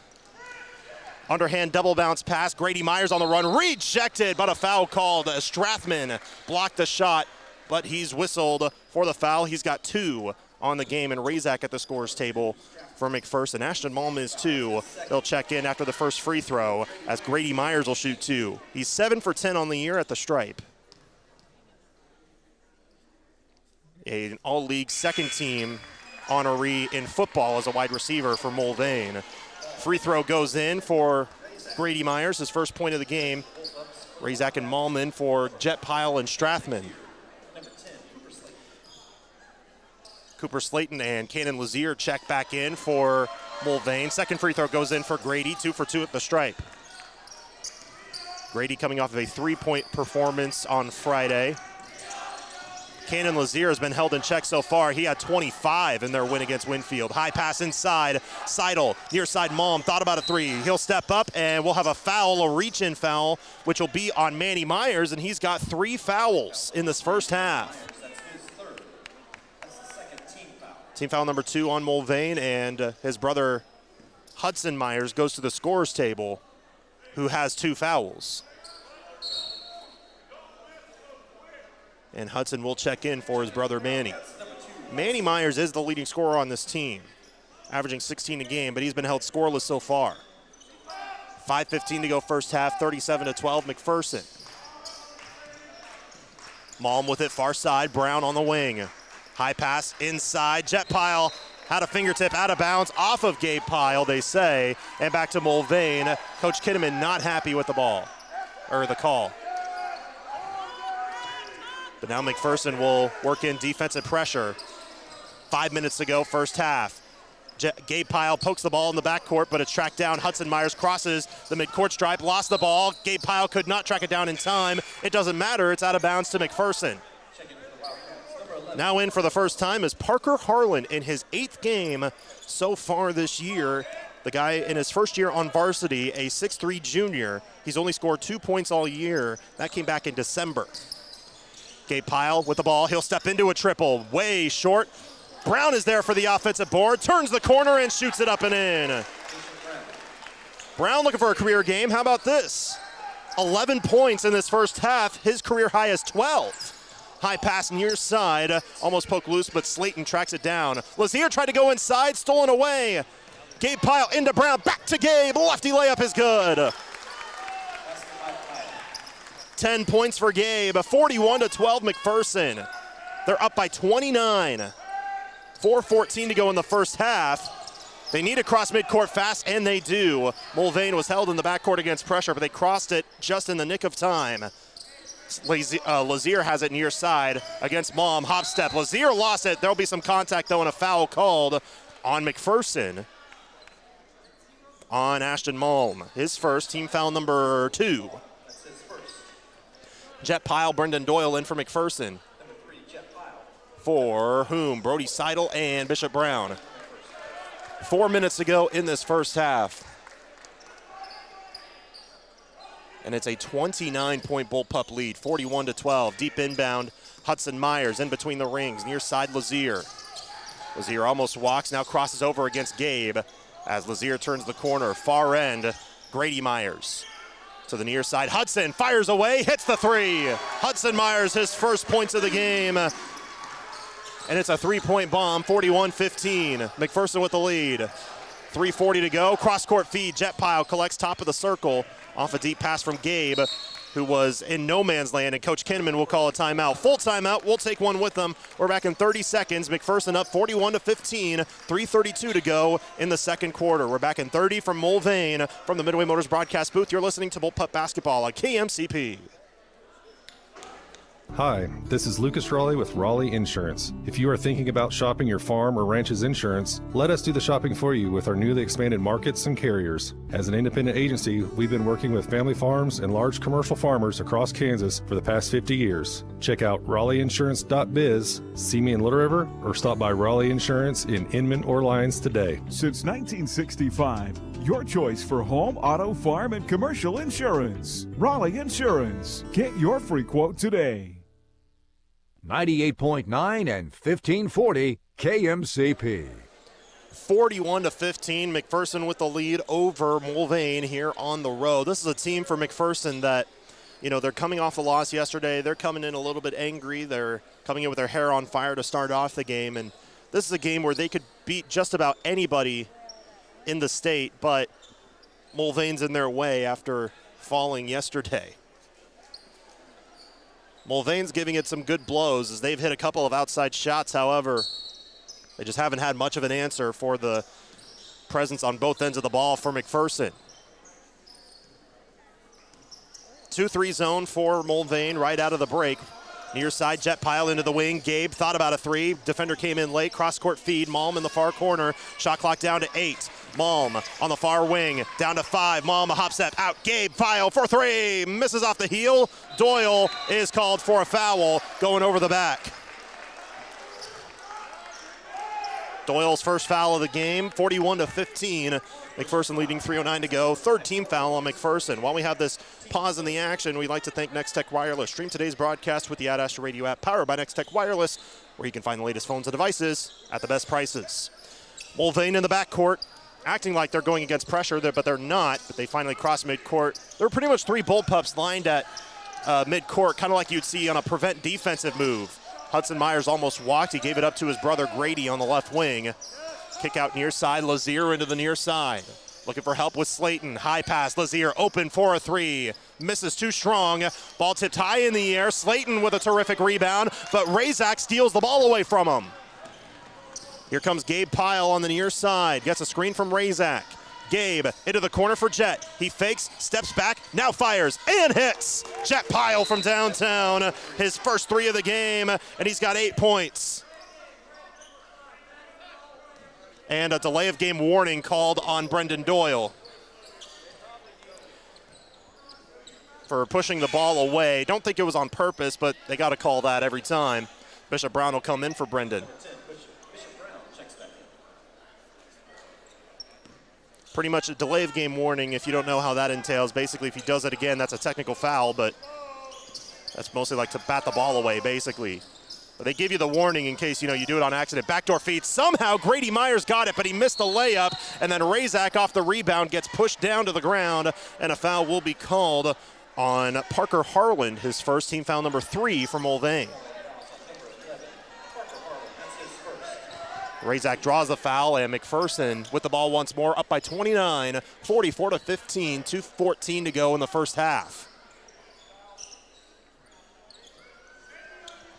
There's a wet spot on the baseline. One manager comes in with a towel so Gabe Pile can wipe it up.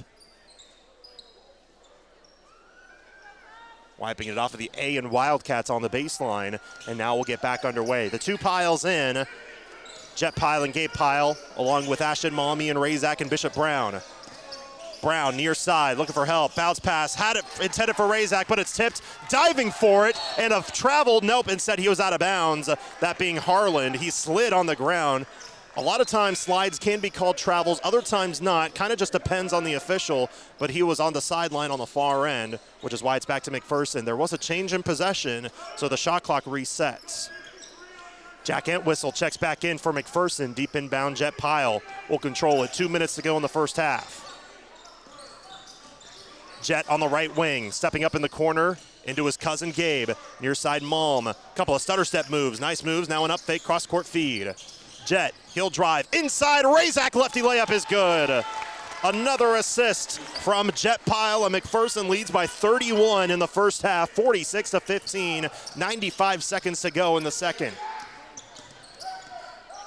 whistle on the near side with a bounce pass tipped by Razak, taken by Jet Pyle. Deep pass. Malm tracks it down on the run. He got the layup to go. Ashton Malm using the skills that he has as a wide receiver in football to track it down and score the other way.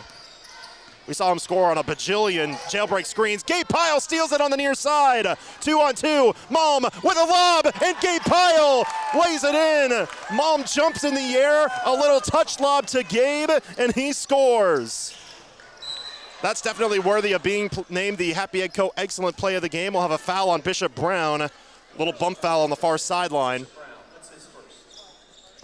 58 seconds to go first half, but it's 50-15 McPherson, a 35-point lead.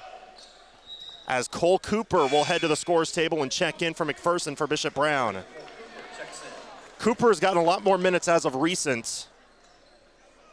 He's a good shooter. This is his 12th game he's played in. He averages a point a game, and he's hit some good outside shots. A kid with a bright future. Malm on the near side, almost poked it loose, but now a foul will be called on Cole Cooper.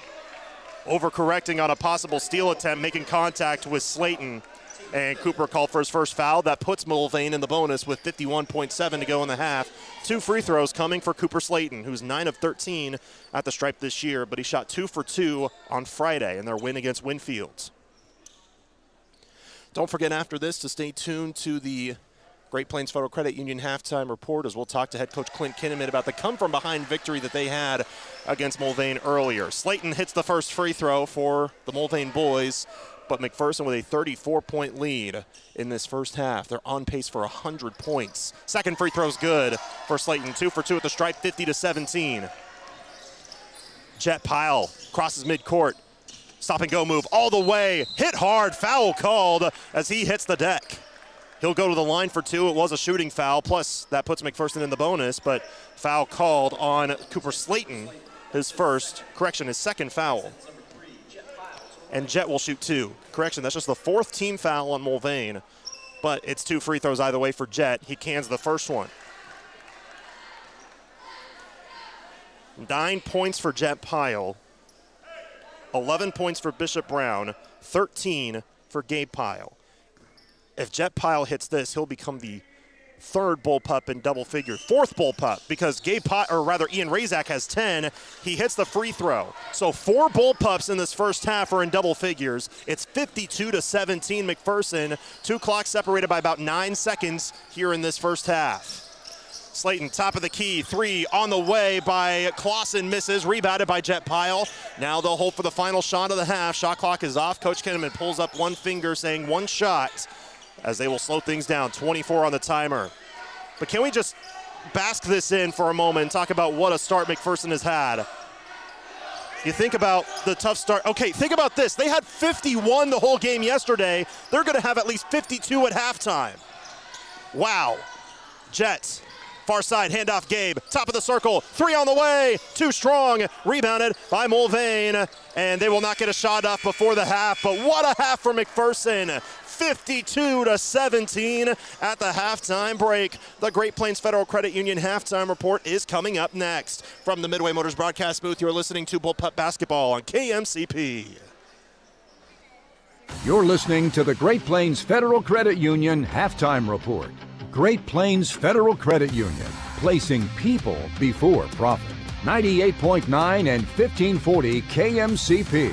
The McPherson Bullpups play here. Hi, I'm Dr. Matthew Perry at McPherson Dental Care. Here at McPherson Dental Care, we're excited to see people of all ages. We want to stay in the small town so we can provide your dental care for all of your needs. We have the latest technology to help our patients make the appointments more comfortable. And new to our office, implant-guided robot machine. The Yomi robot helps us to place implants efficiently, and it helps us to put it right where we want it so you can get back to enjoying your life. That's McPherson Dental, providing healthy smiles with a gentle touch. Hi, I'm Andrew Ealing. I'm excited to tell you about the Poo Squad of Hutchinson. Are you tired of the unpleasant task of picking up dog poop? I can help. We offer a one-time or weekly service for your convenience. Our pricing is affordable and varies based on the number of dogs. For 1 dog per week, it's only $12 or $52 a month. You can easily book online at hutch.thepoosquad.com or call or text at 620-322-0522. We take a lot of crap from our customers. Contact the Poo Squad of Hutchinson today. 98.9 98.9 and 1540 KMCP. Welcome into the Great Plains Federal Credit Union halftime report. The Bullpup boys with a terrific start to the game, 52-17. They lead through one half of play. But let's talk about the girls' game. They won 28-26 in a clutch come-from-behind victory against Mulvane earlier. We're joined by head coach Clint Kinnaman on the headset now. Coach, what a win. Now, it was very low scoring, without a shadow of a doubt, and probably, not the prettiest win in any stretch of the imagination. But you guys were dead in the water at some points. You pulled it off in the end. We showed a lot of toughness, especially the second half. We played through a lot of contact, finished some plays at the rim that we didn't finish in the first half. Our defense won the game. I mean, there's no if, and, or buts. It flat out won the game for us. We did a great job of trying to keep a couple of players in front of us, getting shots contested. Communication was awfully good. We were switching a lot of their actions. So, our defense is really good offensively. At times we kind of sputtered a little bit. Ball movement wasn't quite as sharp as what it was last night. But we did get pretty good shots and just didn't make them in the first half, made some shots second half. Over the last 2 games combined, you have hit 19 threes. You only hit 3 today, but the biggest one of them all, Marin Sandbo down the stretch. How big was that? What was your message to her on the sideline before and after that shot? Well, in the huddle, I said, okay, we're going to run our zoom action, try to get Brooke downhill, and then if they help, who wants to hit a shot in the corner? They kind of all looked at me, and Marin said, I will. So yeah, Marin hit a great shot. Pass actually got deflected, which made it kind of an even harder shot because it wasn't as much of a rhythm shot as what she normally would have had there. But, yeah, a huge shot right there. We came down and got a couple of stops that we had to have in order to win the game. For sure. Now, a team that, had a 4-game losing streak before these past 2 days, you've won 2 in a row on the last week of the season. How much of a confidence booster has this been for your team, especially as we reach near the postseason? Well, even the Augusta game, we played well offensively, just didn't play as well defensively.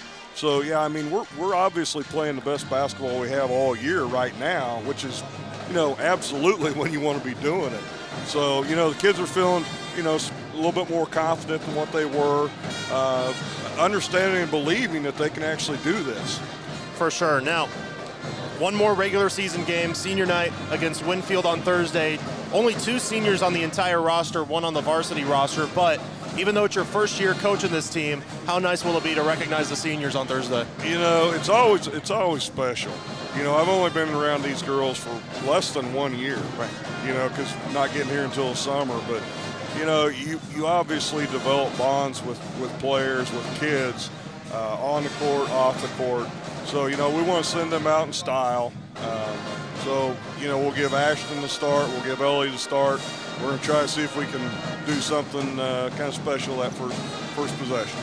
Awesome. Well, Coach, it's been a fun last 2 days, and you mentioned you're getting hot at the right time, and sometimes, a lot of the times in the postseason, it's about who's the better team, but other times it's about who gets hot at the right time, and your team is doing that right now. So, Coach, thank you for the time.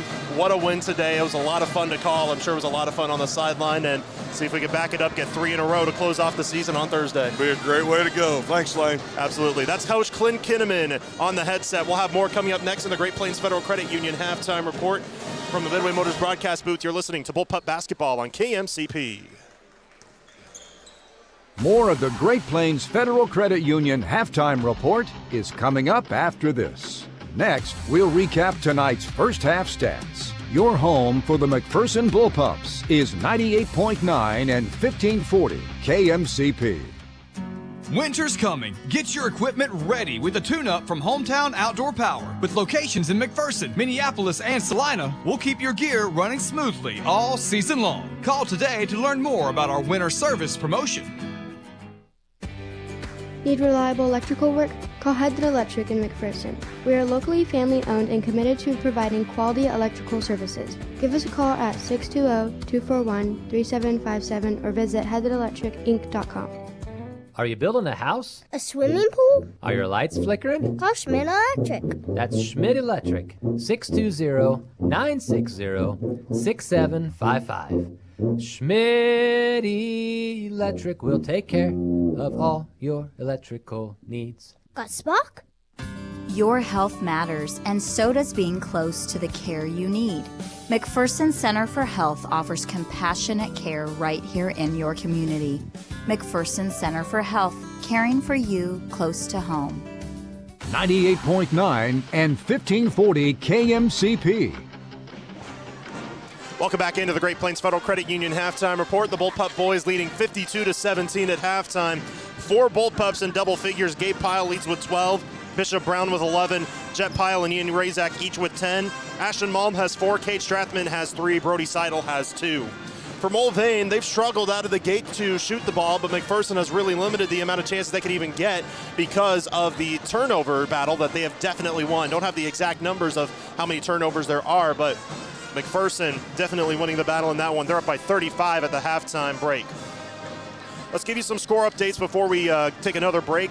Elsewhere, the Winfield boys have a 34-19 lead over Buhler at halftime. The Buhler girls won earlier today by a final score of 60-35. That was a game that had a combined 52 turnovers.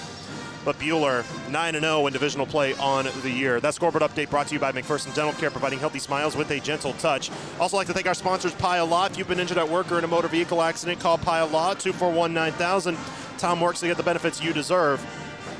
We're brought to you by Scooters Coffee. Nominate your mom for a chance to win a Scooters Coffee gift card and be named the Scooters Coffee Mom of the Game. Sign up on the free Ad Astra Radio app. Scooters Coffee, be amazing. Second half action coming up next. From the Midway Motors broadcast booth, you're listening to Bullpup Basketball on KMCP. This is the Great Plains Federal Credit Union Halftime Report. Streaming online at adastraradio.com and on the Ad Astra Radio app. The McPherson Bullpups play on 98.9 and 1540 KMCP. Are you done with punching the clock or constant work travel? Do you have 15 or more acres? Find freedom by joining America's #1 free-range egg brand, Happy Egg. Happy Egg is looking for growers to raise happy hens. Happy Egg offers startup and new flock cost support and yield-based compensation. Work from home. Work for yourself. Feed America. Visit happyeggfarms.com today for more information. Happy Egg is a proud supporter of McPherson County Athletics. This is Darren Eddy with Ag 360 Insurance in Inman. For years, we've been known for our great service with our ag customers, but did you know we can handle your family or small business insurance needs as well? We would love an opportunity to sit down and visit with you about what we can do for you. As an independent agency, we can shop different coverage options for you. Stop by our office on Old K61 in Inman or give Cody Moores or myself a call today at 620-585-2128 or check us out online at ag360insurance.com. 98.9 and 1540 KMCP. Welcome back into Mulvane High School as we conclude the Great Plains Federal Credit Union halftime report. The Bullpup boys up 52-17 at the halftime break, looking to push it forward into the end of the third quarter. Running clock, if the deficit stays at least 30, will not start until the fourth quarter. Third quarter will be a normal 8-minute quarter, but McPherson with a 35-point lead at halftime. And again, McPherson, they've come out with their hair on fire. You can tell they were mad from yesterday and their loss against Circle. They only had 51 points in the entire game against Circle yesterday, 52 at halftime today. And McPherson starts off the second half with the ball. 4 Bullpups in double figures. Gabe Pyle leading the bunch with 12. Gabe near side finds his cousin Jet as they start off the second half. Inside, Razak with a fake. Layup misses, though. Brown steals the ball away off the offensive glass. Gabe Pyle with an up fake. Fools 2 defenders. Jet inside, Razak. He'll try again, and this time he'll score. If at first you don't succeed, try again. Razak with the stick back to give him 12. Backdoor feed. Manny Myers, lefty layup, crawls off. Offensive rebound. Put back is good for Cooper Slayton. 54-19. McPherson with the lead, though. 7:20 to go, third quarter. Jet turns inside. Razak didn't have the angle. Now Gabe with an up fake. Gabe will drive all the way. Tough layup. A lot of contact, misses. But a late whistle and a blocking foul is called. And it will be called on Slayton inside. He's got 3 fouls now. And Gabe Pyle will shoot 2. One of those, it was a late call, but the right call. There's no, in high school, there's not really a restricted arc that you can see in the low post, but if there was one, Slayton was certainly in there. As Gabe Pyle at the line, he hits the first free throw. 13 points for the senior. He only had 6 yesterday, his only game not scoring in double figures all season. He's in double figures again today. Second free throw good. The guy that tied the school record for most points in a game a couple of weeks ago against Bueller with 44. Bear in mind the previous record had no three-point line. That was back in the 1960s with George Kaplinski. Here's a steal. Jet Pyle all the way home. Contact, missed the shot, but a foul. But how about the contact seeker, Jet Pyle, the young junior? Not afraid to get hit, and he'll go to the line for 2. Foul called on Cannon Lazier, his first, team foul number 2, 1 minute into this third quarter. Jet Pyle to shoot 2 now. 10 points in the first half for him, but he misses the first free throw. Bear in mind, Jet only hit 2 shots. A layup and a 3, but then he hit 5 free throws. Checking in is Grady Myers and Brody Clausen for Mulvane. Second free throw. Jet Pyle gets it to go. He goes 1 for 2 at the stripe. 57-19, McPherson, less than 7 minutes to go, third quarter. Far side with the ball is Hudson Myers. Hudson turns the corner, lost the handle, finds it again. Almost walked, but he did fumble the ball, so good no call. On the right side, Lazier turns the corner, kick out near side. Hudson Myers, cross-court feet to his brother Manny. Manny on the drive, Euro step layup, blocked out of bounds. No, they whistled a foul. Foul on McPherson, on Bishop Brown. Brown, his second foul of the game. First team foul of the quarter for McPherson.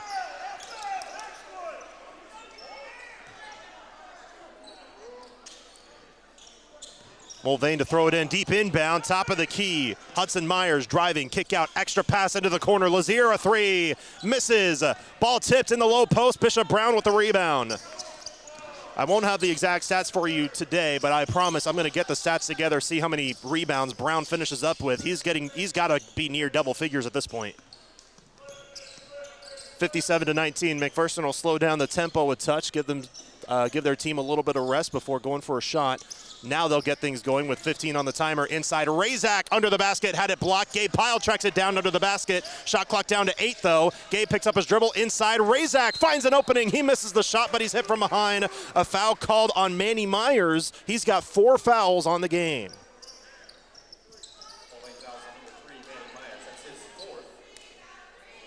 So Myers will likely head to the bench after the first free throw. Razak's first one clanks off the front rim. Brody Seidel, Ashton Malm check in. Well, Seidel will check in for Razak when he gets the chance. Cooper Slayton, the senior, the lone senior on this Mulvane roster, checks back in. And I mean, Mulvane, a very young team.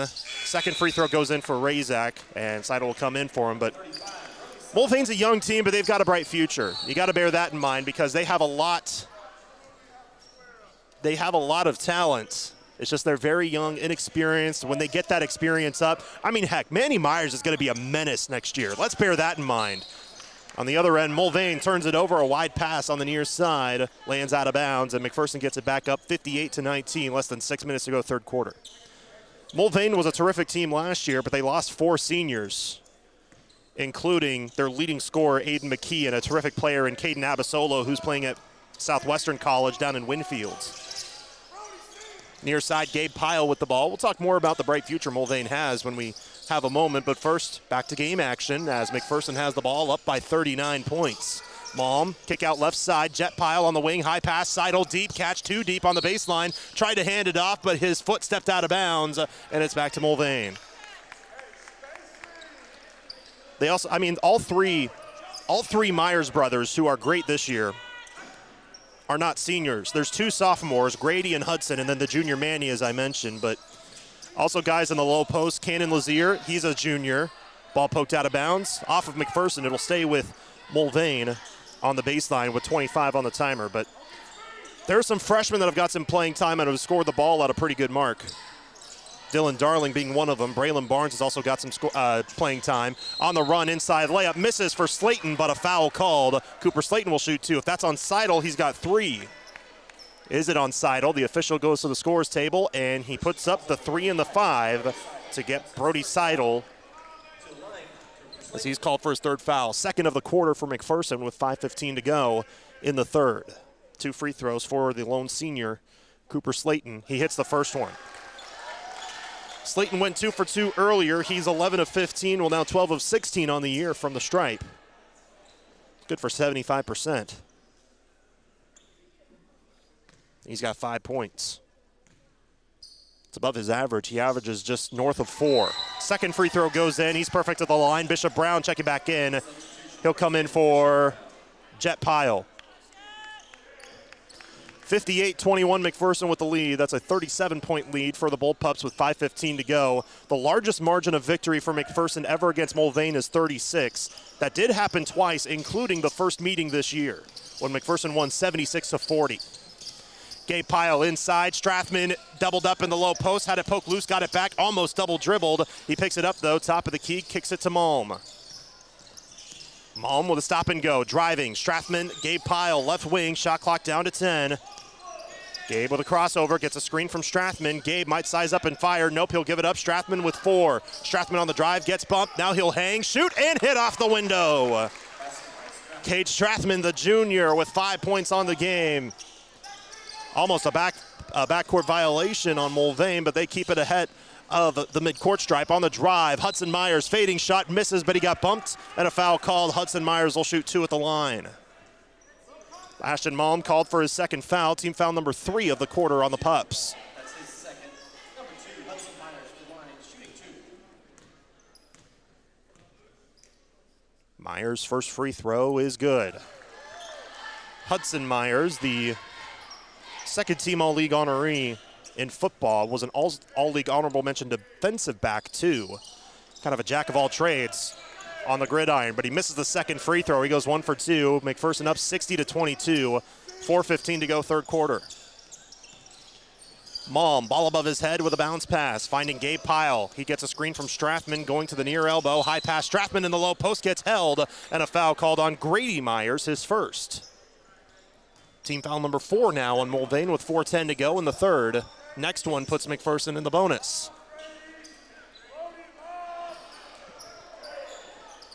Strathman to throw it in, and now Grady Myers kind of tugged on Gabe Pyle's jersey, but that's really not much of anything. But the official's going to talk to him and say, knock that off. But again, that's not much of anything. That's just him playing defense. McPherson will throw it in, and we'll have a foul as Gabe Pyle got the lob and threw it down, but it's not going to count. Bishop Brown is called for the foul. Nope, not Bishop Brown. It's Cooper Slayton for Mulvane. They put a number 10, but it was for Mulvane. That's 5 team fouls, is it not? Because if it is, that's 2 free throws. Is that 5 team fouls? The scoreboard says 5. And now, yep, they'll say 5 team fouls. It's 2 free throws coming for McPherson.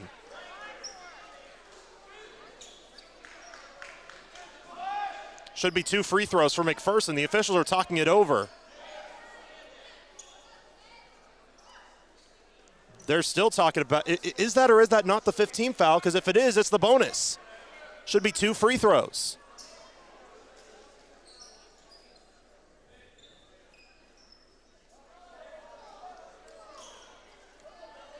There's still a lot of, what is going on here? There's a lot of conversation on what's going on, and I have no idea what's happening, but I think they're wondering who should shoot the free throws. Gabe Pyle is grabbing his jersey saying it should be him. The official's going to come over to make sure that there's 5 fouls.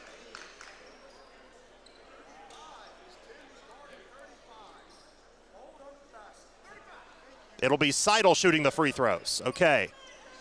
Which is good news for Mulvane. Seidel's about 50% at the stripe this year, as they finally turn it around and say a bonus situation, and Brody Seidel will shoot 2. A bend at the knees, free throw, high arcer, barely hit the front rim.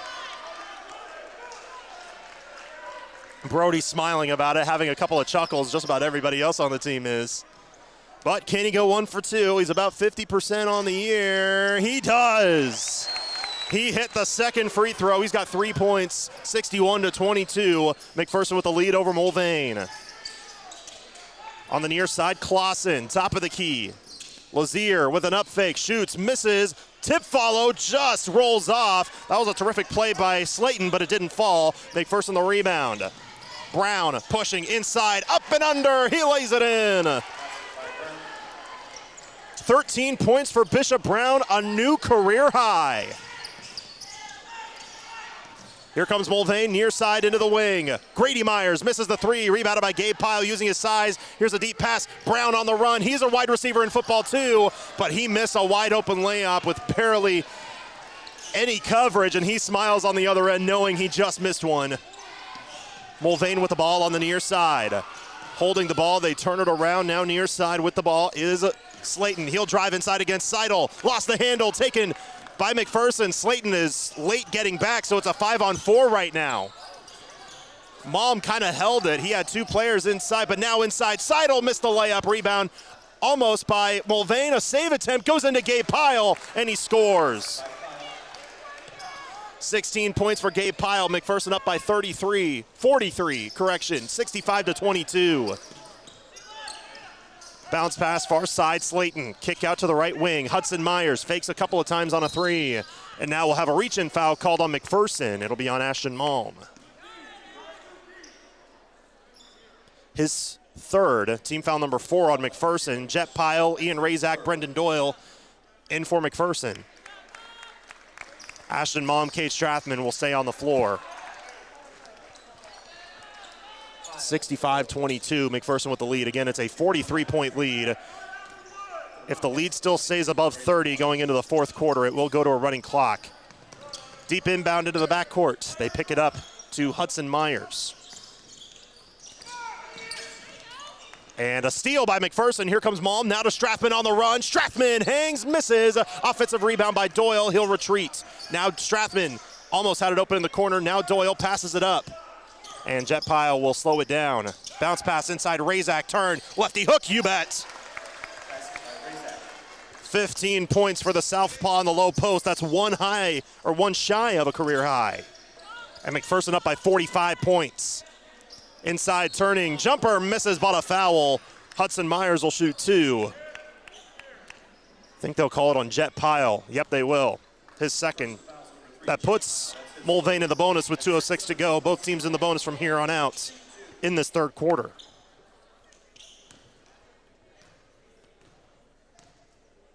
Hudson Myers at the line. First free throw's good. He went 1 for 2 in his last trip.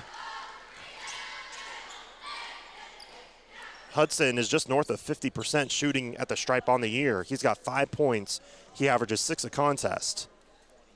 Second free throw rolls off. Rebound tipped by Barnes out of bounds, and it will go to McPherson. Braylon Barnes, who just checked back in, the sophomore forward.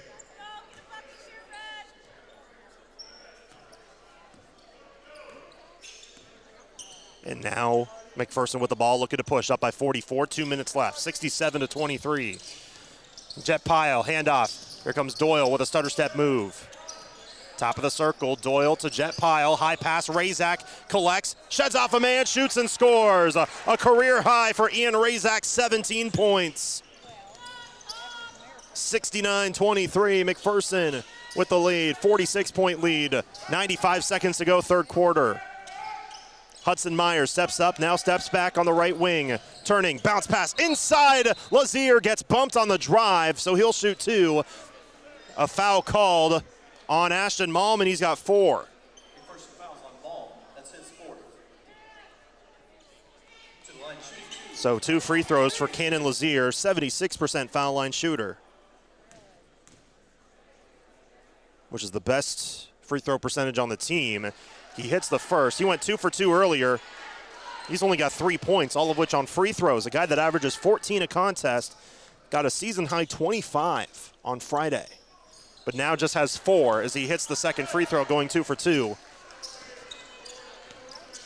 69-25 McPherson, 1:20 to go in the third. Jet Pyle, near side, crosses, top of the key for Strathman. Now to Doyle on the near wing, inside Malm. Malm will retreat. High pass into Razak, he collects. Another hook, misses. Jet Pyle keeps it alive and got the rebound. Fresh shot clock. Doyle fumbles the ball inside, taken away by Mulvane. Clausen, far side for Lazier. Back to Clausen, top of the key. Less than a minute to go in the third. Bounce pass Barnes. Kick out right side, stepping into a triple. Lazier hit it. his first field goal of the game, and it's a three-pointer. Lazier is a terrific three-point shooter at 32%. 12-second difference between the two clocks here in this third quarter. Jet with a Euro step, puts up a wild shot, no whistle as that clanks off the bottom of the rim. Rebounded by Mulvane, and there's about a second difference between the two clocks. Barnes on the near side for Mulvane. Barnes with a hop step. Tough jumper over Razak. Misses short. Now McPherson will hold for the last shot. 20 seconds to go in the third. They're up 69-28. Outscoring Mulvane in the second quarter. 17-11. Malm with 6 seconds. Now we'll go to work. 5 seconds, 4 seconds. Malm got to do something. Strathman fakes. 1 second. Just gets it off in time. A three. Misses. That's the end of the third quarter. 69-28. McPherson with the lead. We'll have a running clock going into the fourth quarter as McPherson leads by 41. We're back after this for the fourth quarter in 30 seconds here from Mulvane. From the Midway Motors broadcast booth, you're listening to Bullpup Basketball on KMCP. For over 80 years, Farm Bureau Financial Services has served the unique needs of the ag industry. We get to know you and your operation, providing coverage for your farm, ranch, machinery, crops, livestock, and so much more. Find out why we've been the #1 ag insurer for 25 years. It's your future. Let's protect it. Call Farm Bureau agent Luke Bauer in McPherson at 620-241-0225. #1 ag insurer across our territory, 1996 to 2021 SNL PNC Group Direct Written Premium. 98.9 and 1540 KMCP. 3 quarters down, 1 to go in the fourth quarter. We'll have a running clock as McPherson will put the finishing touches on a terrific day here at Mulvane High School, as in 8 minutes of game time, they'll get the sweep over Mulvane. Both teams will bring their normal guys that come in off the bench. McPherson brings in Brendan Doyle, Cole Cooper, and then for the first time, Dane Becker, Carter Bankton, and Paxton Ingalls. 5 on the floor for Mulvane. Cooper Slayton, Parker Holland, Brody Clausen, Grady Myers, and for the first time, freshman guard Dylan Darling. Running clock here in the fourth quarter. McPherson with a 41-point lead, 69-28. Doyle basically begging to get called for a foul, and he finally does. A lot of contact as turning the corner was Grady Myers, and Doyle gets called for his second foul. He gets a quick word from his coach, and Doyle has to go back into play. Just the first foul, and because we're just 30 seconds into this fourth quarter. Darling, top of the key against Cooper. Darling retreats, handoff Grady Myers. Grady on the run, turns, almost walked, he shoots, misses, but a foul, and Grady Myers will shoot 2. Dane Becker called for the foul, his first, of course, because he just checked into the ball game.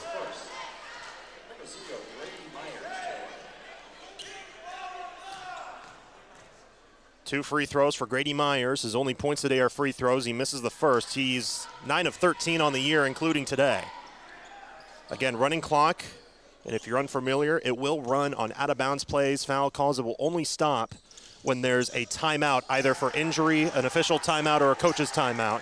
Second free throw goes in for Grady Myers. 6:45 to go in the fourth quarter. McPherson up 69-29. Cooper turns the corner. Open layup, crawls off. Just a little bit too much mustard that time. Rebounded by Mulvane.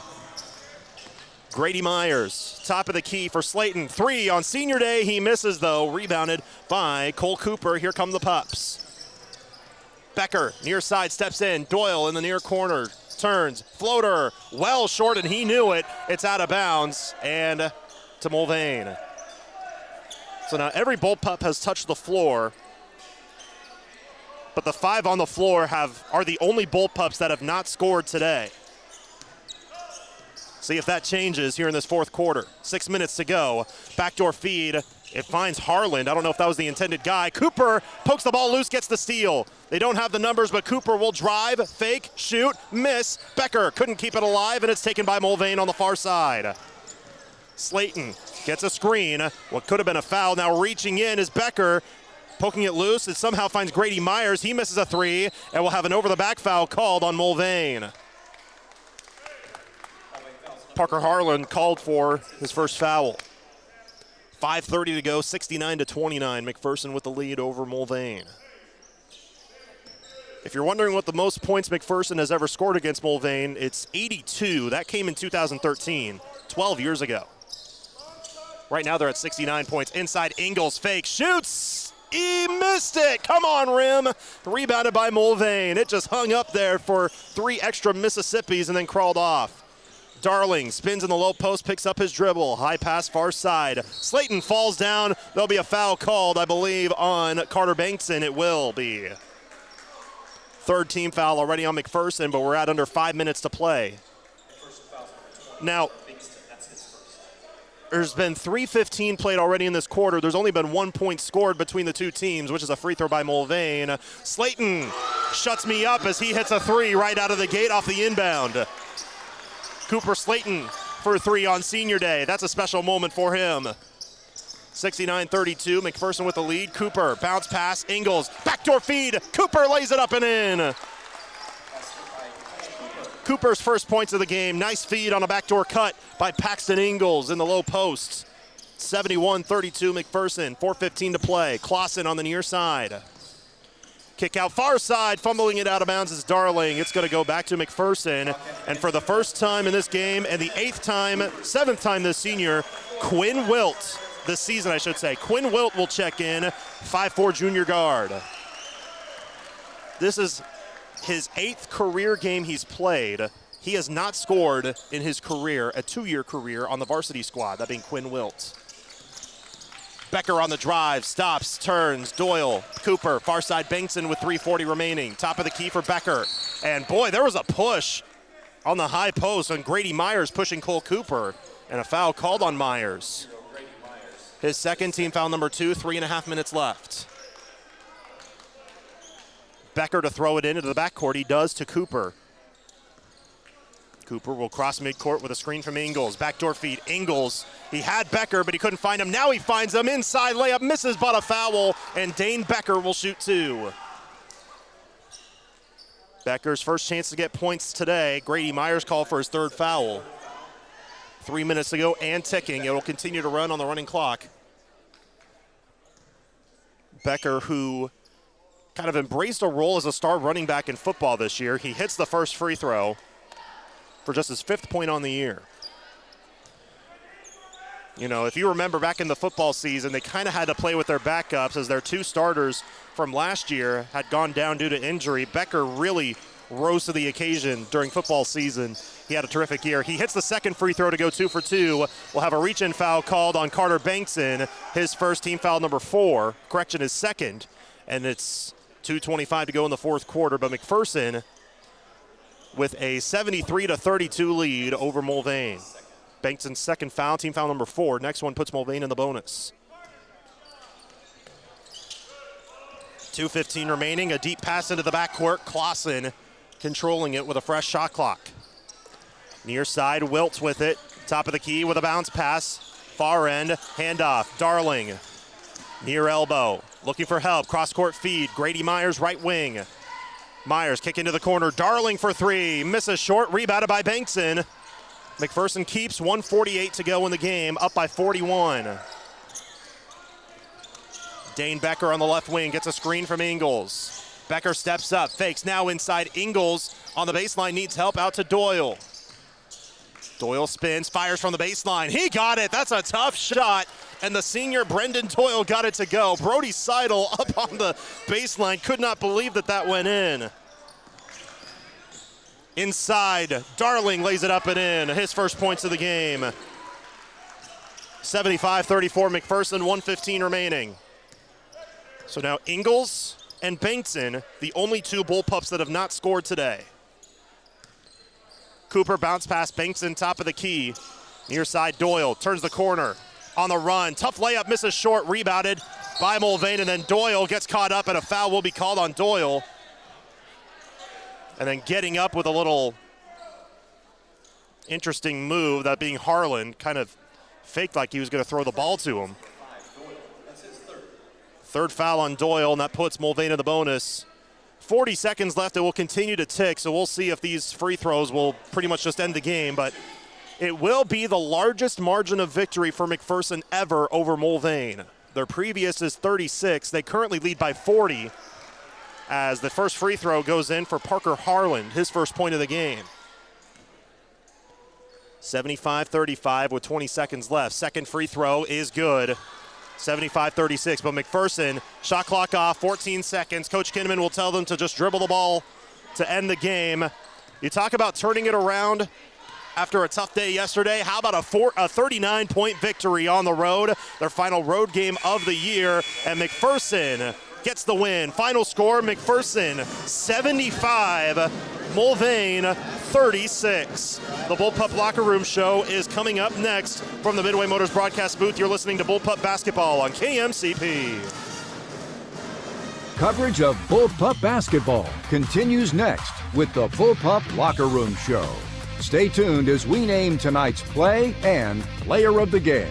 The McPherson Bullpups play on 98.9 and 1540 KMCP. The Bradbury Company, headquartered in Mound Ridge, is a family-owned custom equipment builder, and they're hiring qualified candidates for manufacturing roles. Apply online at bradburygroup.com. The Bradbury Company. Teams. At Hutchinson Community College, our online education department enables you to take classes anytime from anywhere. Flexible, affordable, and designed to fit your schedule. HutchCC's online education could be the answer for you. Email info@hutchcc.edu for more information. Some people think the daily moves of the market make stress inevitable when it comes to investing. Hi, I'm Brad Seibel, your local Edward Jones financial advisor. One stress reducer is to have a plan and stick with it during the market's ups and downs. Here's another. Periodically rebalance your investments to align with your needs and risk comfort, and have a good financial advisor to sit down and talk to. Contact me at 620-241-6033. Keeping your investments under control can help keep your emotions in check. Edward Jones, Making Sense of Investing, member SIPC. Hello, I'm Gloria Schrader, a proud McPherson parent and grandparent who believes that teamwork is key to reaching our goals. Working in the claims department at Farmers Alliance, I love seeing our company unite to support our policyholders through tough times. Being a part of a team that helps people rebuild their lives is as awesome as a victory in the big game. At Farmers Alliance, we're excited to be part of this amazing community and thrilled to cheer on all our local teams to success. Freddy's Frozen Custard and Steak Burgers is all about the good and creating more of it. More drive-through celebrations, more weekend traditions, more family dinners and lunches, more car picnics and road trips, more desserts, maybe more second desserts, more celebrating being together as much as we can. There's always room for more good and more Freddy's. Keep the good going with a taste that brings you back. Freddy's Frozen Custard and Steak Burgers in Hutchinson and McPherson. 98.9 and 1540 KMCP. McPherson gets the sweep over Mulvane today as the boys win 75-36. What a win for McPherson, and what a turnaround after falling yesterday against Circle. They wanted to come in, make a statement, and really get themselves back into their confidence-boosting ways. They did so. They led by 35 at halftime, 52-17. They'd end up winning by 39 points, 75-36, as that is the largest margin of victory ever for McPherson against Mulvane, this being the 10th all-time meeting between the two schools. McPherson had 4 players in double figures by halftime, and those were the only Bullpups to finish in double figures, but the leading scorer was Ian Razak. So I said a couple of times the 17 is a career high. I may be wrong because I think he had an 18-point game at some point last year. I don't remember that for sure. I'll have to double-check with my old scorebook. I had to get a new scorebook because I ran out of games, and that has last year's scoring plays, but I'll have to double check, of course. But 17 points is a season high, at least, for Ian Razak. He had 16 twice this year, but the 17 here tonight is a season high. 16 points for Gabe Pyle on the game, 13 for Bishop Brown, which is a new season high for him as well, and 11 for Jet Pyle here today for McPherson. Bullpups get the 39-point victory by a final score of 75-36. Head coach Kurt Kinnaman is going to come join us in just a couple of moments. But for Mulvane, they had nobody score more than 9 points on their senior night tonight. That player with 9 points was the senior, Cooper Slayton, the lone senior on this lineup for Mulvane. He's the one that led all scorers with 9 points here tonight for the Wildcats. We're joined now on the headset now by head coach Kurt Kinnaman. You know, yesterday, There's kind of a mood switch over the past 24 hours after yesterday, but You talk about turning it around, quick turnaround, making a statement. How about the largest margin of victory ever against Mulvane? It's 39 points. Well, it's hard to believe that was the same team that played last night, isn't it? You know, you never know, and I told them in the locker room that this isn't something that they, as a group with me, have faced before. And, you know, if I would have had my druthers, I probably would have rather had a day to practice. But the way it turned out, they just, you know, that's all them. You know, that's me just saying we got to be better, and I know you're capable of it. And, you know, I sent them all a text last night, and I said, you know, I still believe in you, and I still think that you're capable of reaching the goals that you have set for yourself. And, you know, every one of them replied, you know, with the love you sign, and then Jet said, you know, back to work. And I thought they did a really good job of that. From, you know, just defensively, I thought we were really good, more alert. We made some interceptions, jumped some passing lanes. I thought Bishop, I don't know how many steals Bishop had and Gabe had, and we did a better job keeping the ball in front of us. Did a great job on Manny Myers. Cade did a great job on him, and did a better job finishing through some contact. And we worked out a little code word. I told him, you know what, last night, Steve Sell, everybody knows Steve, but Steve was at the game, and you know, I went over to his house to watch the KU game afterwards, and first thing he says to me is, well, I didn't like their body language. Steve's a big body language guy, and I think that's important. And I said, you know, I didn't either. Our body language said a couple things. It said I'm feeling sorry for myself. It said I'm discouraged, and it said I'm thinking about myself rather than my team, is what our body language said last night. And I said, and my body language was not any better, because my body language was I was going to be mad at the referees all night. And that didn't end up helping our kids at all, because, you know, I made one of them mad, and every call the rest of the night we didn't get. So we got a little code word that code letters. You may have heard me yelling some letters out. Have some code letters that stand for when I disagree with call. And that way I can tell the kids that I'm fighting for them, and I recognize that maybe we didn't get what we needed without having to get on somebody and make them mad. And so pretty crafty thing. I'm not going to give it away, but it's well thought out, and just it is amazing the change of emotions from one night to the next. You know, Cindy was hiding the knives at our house, and you know, tonight she'll be. Coco doesn't care one way or the other. She's going to be happy to see me anyway. But awful glad that we played that well, and it's only 9 o'clock, or 9:05. So what do you say we head home, and we'll be home in a decent hour, and get ready for Winfield on Thursday. Winfield's a different team. Maury kid is a stud. He is as physical a kid as we'll see all year long. So I said I was going to end it. Thanks for all you do. Thank you. Last night I was kind of a sourpuss, but I'm not a very good loser, so I'm not going to ever apologize for being competitive, Lane. So thanks for what you do, and senior night on Thursday, I look forward to it. Absolutely. Coach, thank you for joining us. Thanks. As Coach Kurt Kinnaman, more coming up next in the Bullpup Locker Room Show. The Happy Egg Co. Excellent Play of the Game, People's Bank and Trust Player of the Game coming up next from the Midway Motors broadcast booth. You're listening to Bullpup Basketball on KMCP. Your home for McPherson Bullpup Basketball. Find exclusive stories and streaming audio online at adastraradio.com or download the Ad Astra Radio app. 98.9 and 1540 KMCP. Let the party begin where the pizza never ends. friends. Come fuel up, raise up a cup, gather up your grub at the Hub. Hey, it's Sammy, inviting you all to join us in Mound Ridge. We have the station, coffee and bakery for all your ice cream, lotus, and coffee fixes. Enjoy one of our world-famous brick oven pizzas while sharing an appetizer. We are your one-stop shop for your friends and family to gather. Get your grub at the Hub. Hey there, I'm James Dunlap from Farmers Alliance. Just like a winning sports team huddles up before the big game, we know that having a solid game plan in place ahead of time is key. At Farmers Alliance, we've got your back when it comes to protecting your loved ones before the unexpected strikes. Don't wait for a crisis to hit. Chat with your friendly, independent insurance agent today, whether you need to draft a plan from scratch or level up your existing one.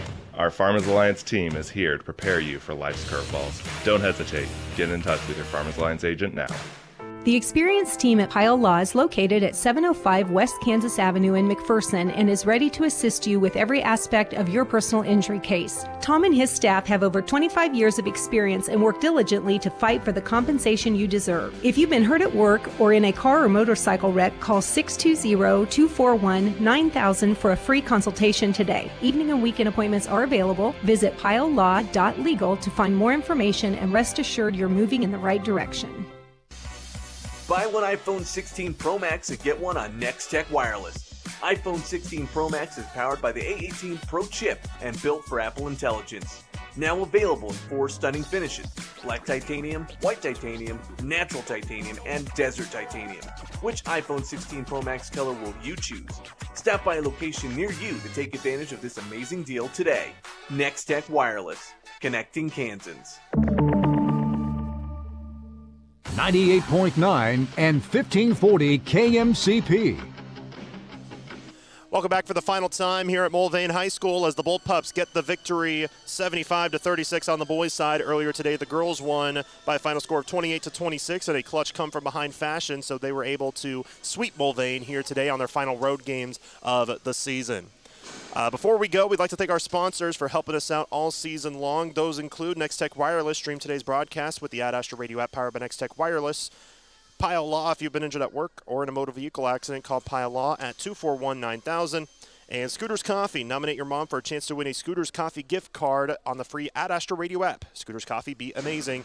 We'd also like to thank Hutchinson Community College, Alliance Agency, APAC Shears, Raleigh Insurance, Headland Electric, the Bradbury Company, The Hub, MTC, Idea Tech, Pooh Squad, McPherson Dental Care, Schmidt Electric, Act 360 Insurance, RC Heating and Cooling, Glidden Edgar Wiggins Funeral Home, Great Plains Federal Credit Union, Edward Jones McPherson, Art Shirt Gear for Sport, McPherson Center for Health, Freddy's Frozen Custard, Nextech Wireless, and McPherson High School Booster Club. Time now for the Happy Egg Co.